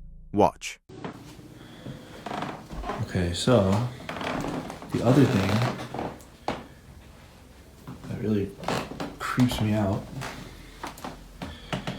that I do not like, but I will show you guys, is in my sister's old room, or I guess still room.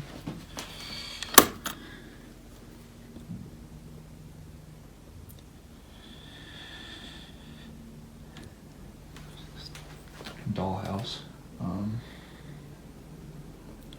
I don't know how to explain it. The only thing I can say that has happened with it is sometimes when I walk by, or like I go, the bathroom's back there, and I walk through and I hear like tapping coming from this room. It's like it's like yeah, it's like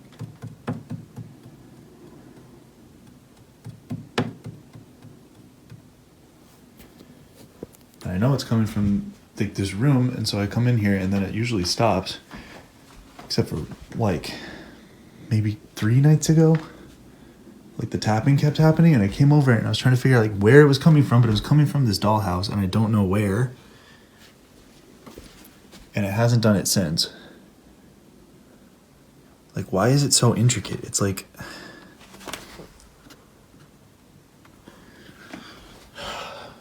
I don't know. Freaks me out. I'm not showing you guys this again, so take one last look. Yeah. Fuck that thing. Toward the end of the recording, some viewers also claimed they could hear what sounded like a faint young girl's voice buried beneath the audio. Whether it's genuine audio pareidolia or simply background noise is impossible to say, but combined with the tapping, it only added to the unease. Some viewers also pointed to the collection of dolls visible throughout the house. In parts of West Africa and the Caribbean, handcrafted dolls have historically been associated, rightly or wrongly, with folk magic and spiritual practices. While most are simply decorative or cultural artifacts, their appearance often fuels speculation whenever they're seen alongside alleged paranormal activity. But according to the family, the dollhouse wasn't the only thing making them uneasy. Watch. Grandson, this is my daughter, Lady Mary Talker. Oh, everyone's going to you as the rest of us in the Riviera, but I hope you enjoy yourself. I went over to America 10 years ago to try my luck, and I've been there ever since. They call us the Hollywood Rise. But you never stop spending. You know that. Last time I was there. Heavy footsteps echo from somewhere inside the house, the kind of impact that sounds as though someone has just put their full weight onto a wooden floor. But there's no visible cause, Nothing falls, nothing moves, nothing in the wide-angle security footage gives her or anyone watching any kind of answer. So what exactly hit that hard from inside a house with no one else apparently there? You decide.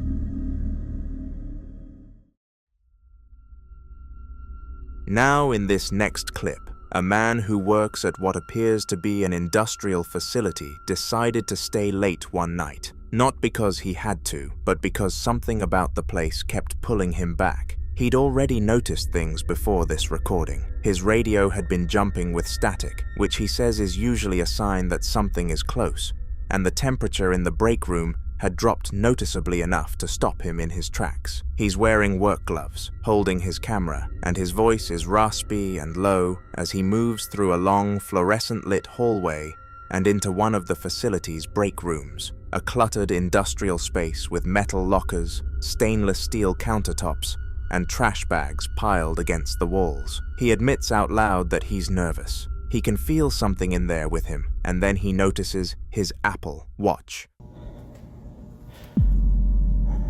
Oh, shit. Just saw my Apple move. Just saw him move. Oh.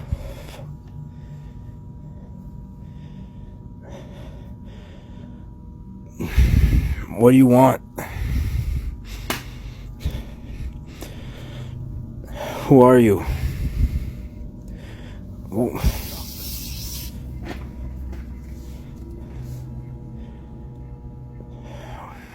What does this mean? What do you want?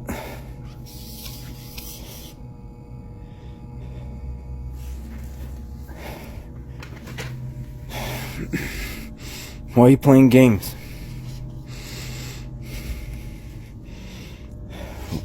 Why did you attack me the other day? What do you want?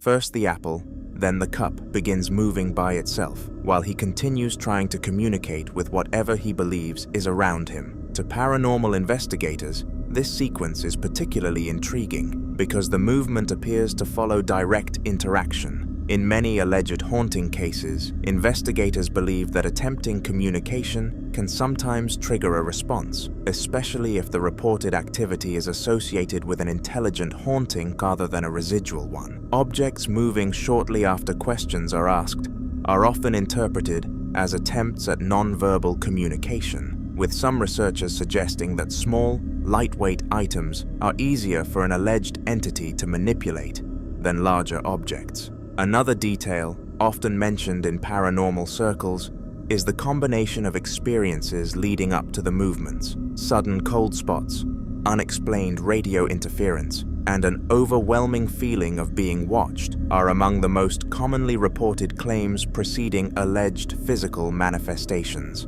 although none have been scientifically shown to indicate paranormal activity. But viewers who believe something unusual happened focus on one thing. The apple moves, he starts talking, then the cup moves too. Whether that was a coincidence or something responding to the conversation is exactly what keeps this clip open to debate.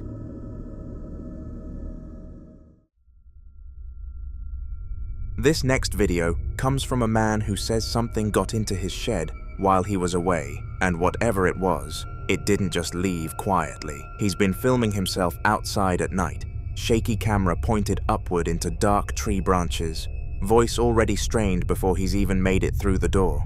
According to him, he'd noticed something off when he first pulled up, and by the time he walked inside, what he found had him spiraling. Watch.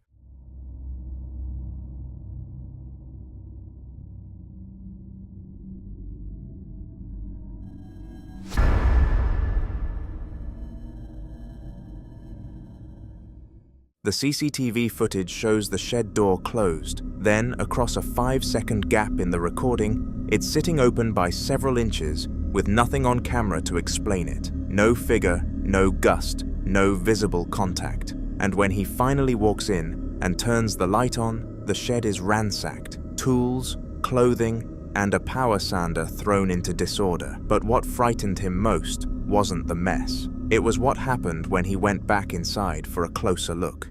Watch.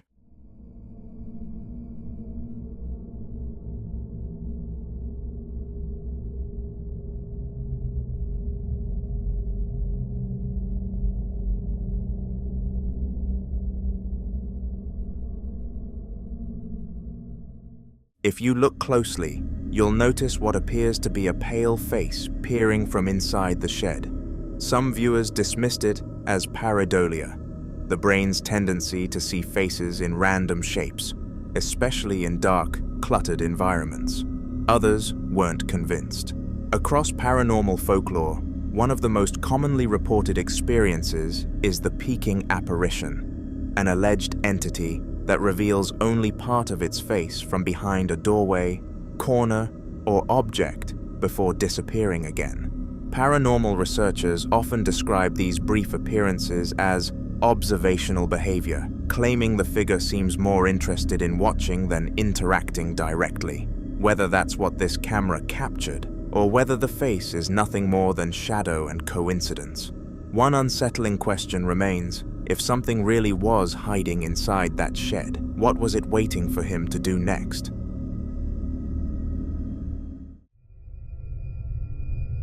This next video was recorded by a man filming from what appears to be his backyard at night. A dark, scrub-covered hillside stretching out in front of him. And from the very beginning, something on that hillside has already caught his attention. He's been insisting that whatever this is, it's been following him. Not just to one location, but everywhere he goes. And standing there in the dark, camera in hand, you can hear in his voice that he's well past the point of brushing it off. Watch. I can't make this shit up. I can't make this shit up, bro. What the I can't make this shit up, bro.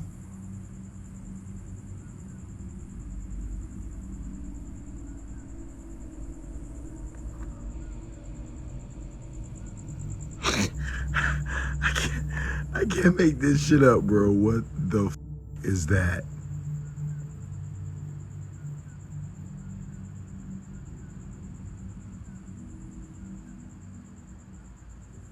Jesus Christ, no. Jesus Christ, no. What? I can't make this shit up, bro. Out on that hillside, a bright glowing orb sits completely still at first, white-yellow on the outside, but with a distinct purple or violet core pulsing inside it. As he zooms in, that inner light shifts shape, momentarily forming something almost structured, almost like a letter or symbol, before the whole thing begins sliding horizontally to the left, leaving a faint trail behind it. And then, just like that, it vanishes. The hillside goes dark. His reaction says everything, stunned silence, then a rising panic he can barely keep together. Some viewers immediately thought of ball lightning, a rare atmospheric phenomenon that can produce glowing, drifting orbs. But ball lightning doesn't typically hold a distinct internal color or leave shaped impressions. Others pointed to UAP sightings, noting that the pulsing purple core and horizontal drift are consistent with characteristics reported in several well-documented cases. What do you think was on that hillside?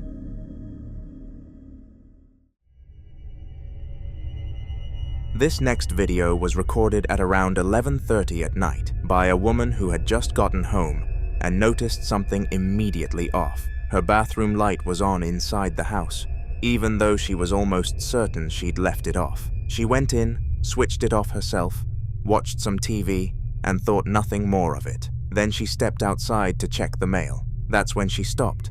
Something made her turn back toward the house and pull out her phone. Watch. Need to show you what's actually happening right now. Like, this is so creepy. I have no idea. Oh, it stopped. It's been... Like, nobody is in my house, and that should not be happening. And no one believes me when I tell them this kind of stuff.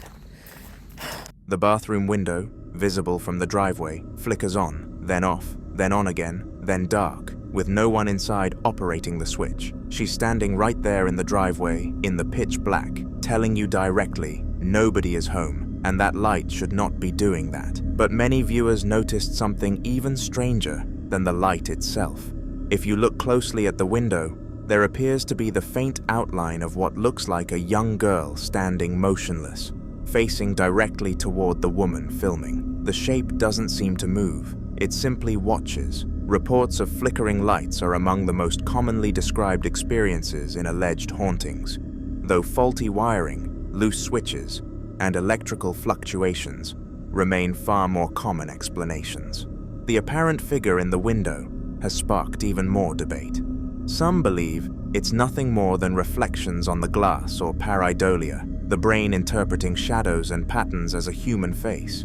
Others compare it to reports of window watchers, a recurring motif in paranormal accounts where an unexplained figure is said to silently observe people from inside a home without ever approaching. Whether rooted in folklore or coincidence, these reports often describe the figure as remaining perfectly still, creating the unsettling impression that it's watching rather than trying to be seen. So was the flickering light simply an electrical fault? Did the changing light create the illusion of a face? Or was someone or something standing behind that window after all? That's the question this footage leaves unanswered.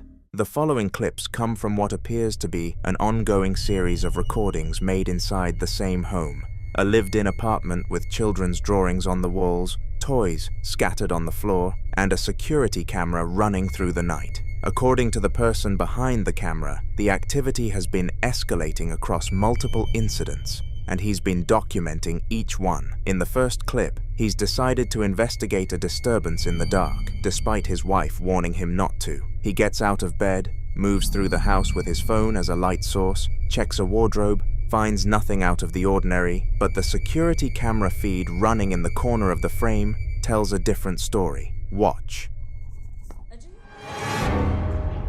Shh. Let me just check.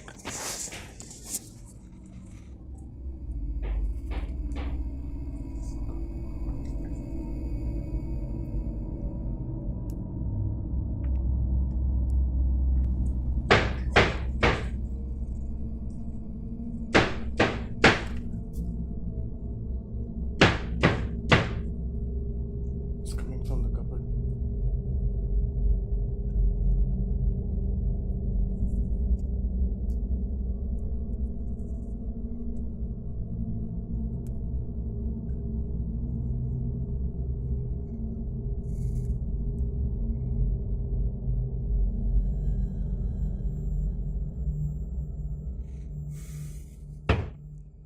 Could you please stop? According to the family, the knocking had become so common that they eventually started speaking to whatever was causing it. At one point, the husband reportedly asked it politely to stop.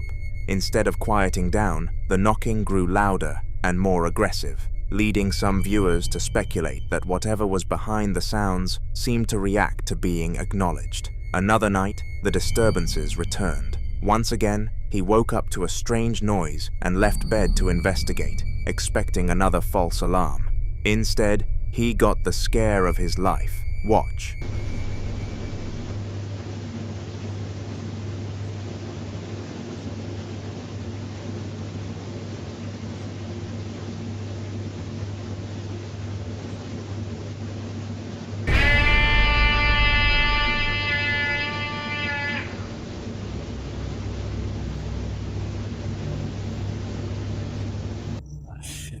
This started again. Yalla, go to sleep now. Don't get up.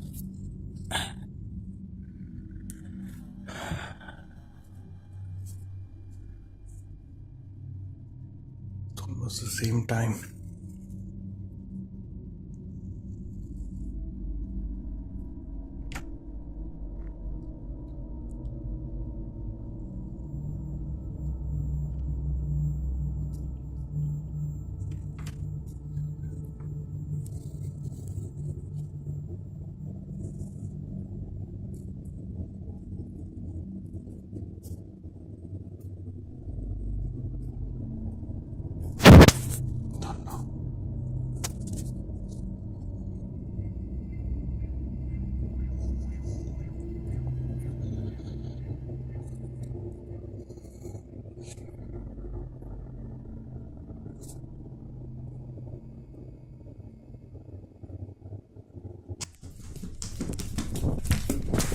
What's harder to shake is the pattern. 2 separate nights, and now they've become so used to it, they even have a name for whatever's been in this house. They call it Jerry. And now the 5-year-old son has started asking about Jerry by name. Listen closely. Oh my god. Ajay? क्या है ये? It's just near the door. Daddy, what is it? Nothing, but I just go to sleep now, okay? Is that Jerry? I don't know. Just be quiet now. Hey.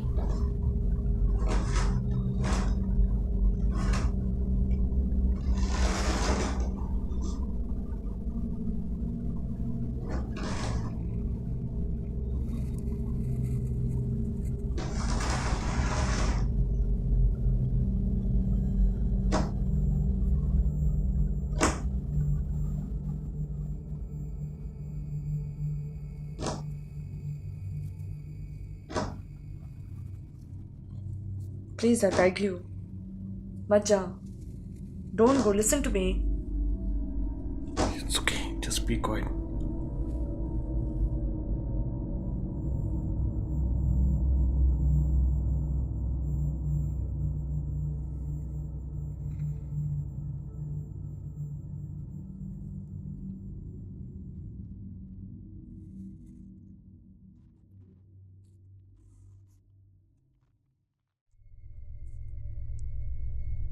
The scratching is unmistakable, a series of quick taps and scrapes, repeating with that uneven rhythm that's genuinely difficult to attribute to pipes or settling walls.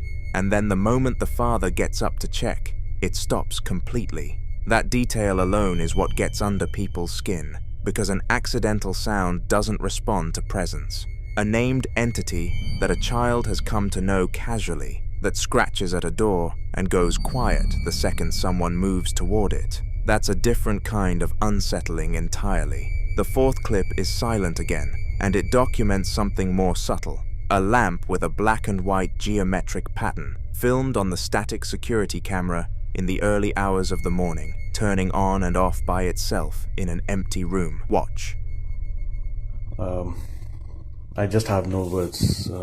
Let me just show you the video itself. Okay.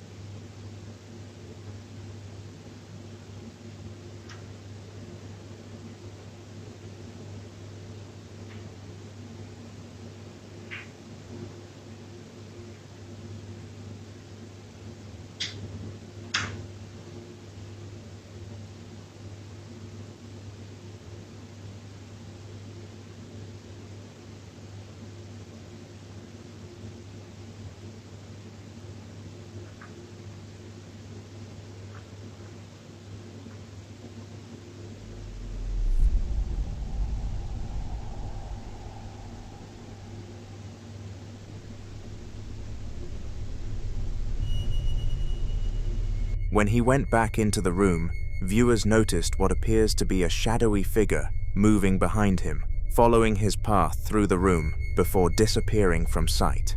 And then comes what may be the most compelling footage of all. The most extensive footage in this set captures what may be the most direct evidence yet. He's woken up in the night again, this time by the sound of the kitchen tap running. He gets up, finds the tap on, turns it off, and almost immediately hears water running again. The lights in the hallway won't turn on. He notices a child's red scooter near the door that he doesn't remember being there before he slept. And briefly, along a white wall, a faint wispy anomaly rises upward and disappears. Watch.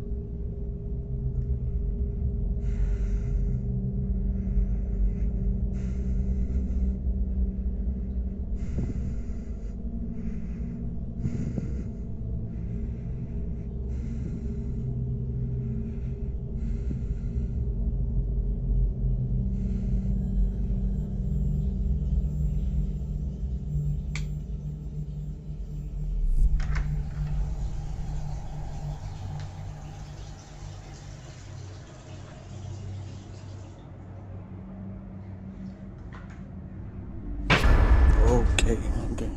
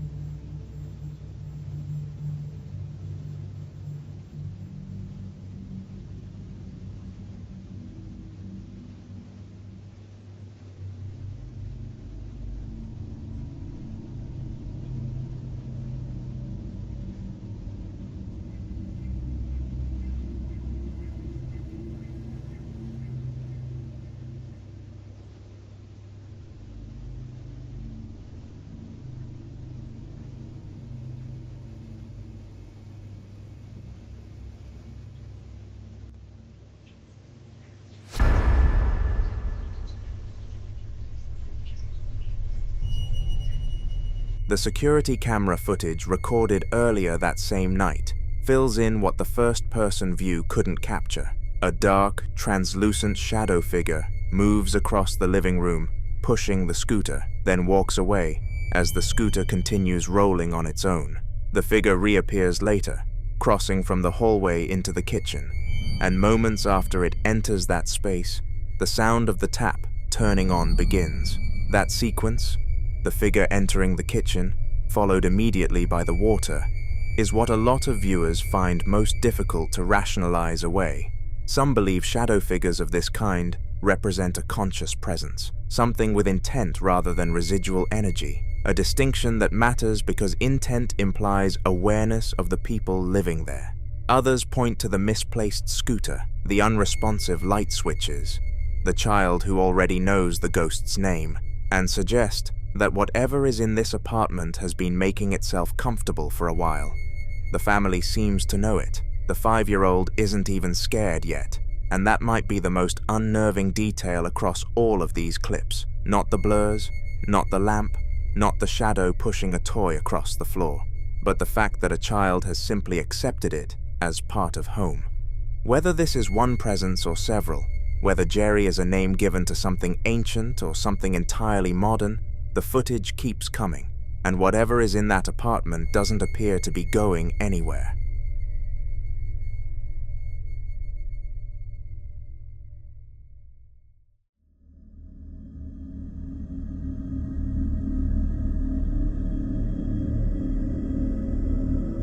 The following clips were both recorded inside what appears to be a large warehouse store, the kind of place that feels completely different after hours, when the shelves are still stocked, but every aisle is empty, and the only sound is the hum of the lights overhead. The man filming had been alone, locked inside a small monitoring room, watching security cameras, when he started hearing something he couldn't explain. He describes it in Spanish, something scratching the walls, coming from somewhere nearby. He insists he doesn't want these things to happen, which tells you this isn't the first time something's felt off in this building.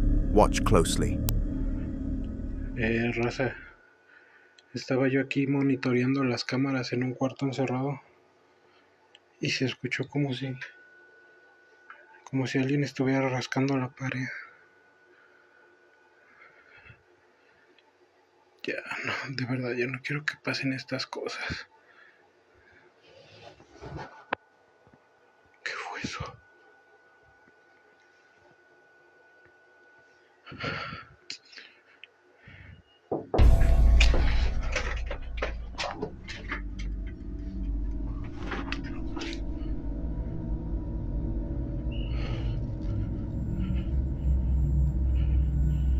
¿Qué cojones?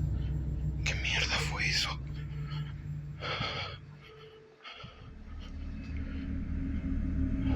Two sounds hit him in quick succession, a loud, forceful scraping or thudding against the wall, enough to jolt the camera. and then a sharp knock directly on the metal door. He opens it and steps out into the service corridor, then into the main store, clearly shaken, checking the restroom, checking the hallway, and finding nothing. No one. That alone is unsettling. Some viewers think the sounds are consistent with what's sometimes described as poltergeist activity, not a ghost in the traditional sense, but an energy force said to interact physically with its environment, making contact through noise and impact, rather than appearing visually. Skeptics argue it could be pipes, settling metal, or an animal in the walls, but the knock on the door is harder to dismiss, because it's rhythmic, deliberate, and comes from exactly the right height. He still doesn't have an answer when the second incident happens. This time he's out in the store aisles, pushing his own cart, voice hushed, breathing audible, saying it feels like someone is watching him. Watch. No sé qué está pasando. Realmente se escuchan ruidos a lo lejos. Está pasando algo muy extraño, no sé qué está pasando.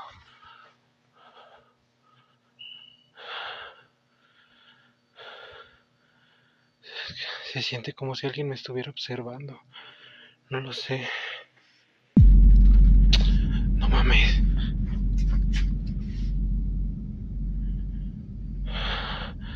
An empty green shopping cart, sitting completely still in the middle of an aisle stocked with bottled beverages, suddenly rolls forward and to the right on its own, quick, a few feet, then stops. He reacts immediately with a loud, genuine exclamation of shock, and the sound of his own cart wheels rolling fast on the concrete tells you he didn't stick around. What makes this harder to explain is that both events happened in the same building, within what seems like the same shift. Scratching and knocking in the locked room, then a cart moving by itself in an empty aisle. Two separate incidents, two separate forms of physical interaction, and no one else in the building. So what exactly is in that store?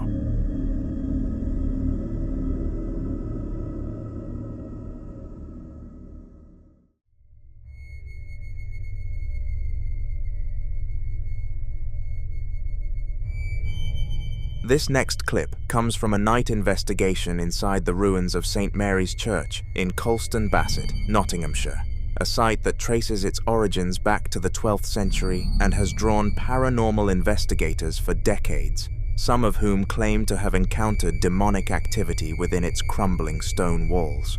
The team is moving through the interior using a handheld camera on night vision, panning slowly across the ancient stonework, when something outside catches the frame. Watch.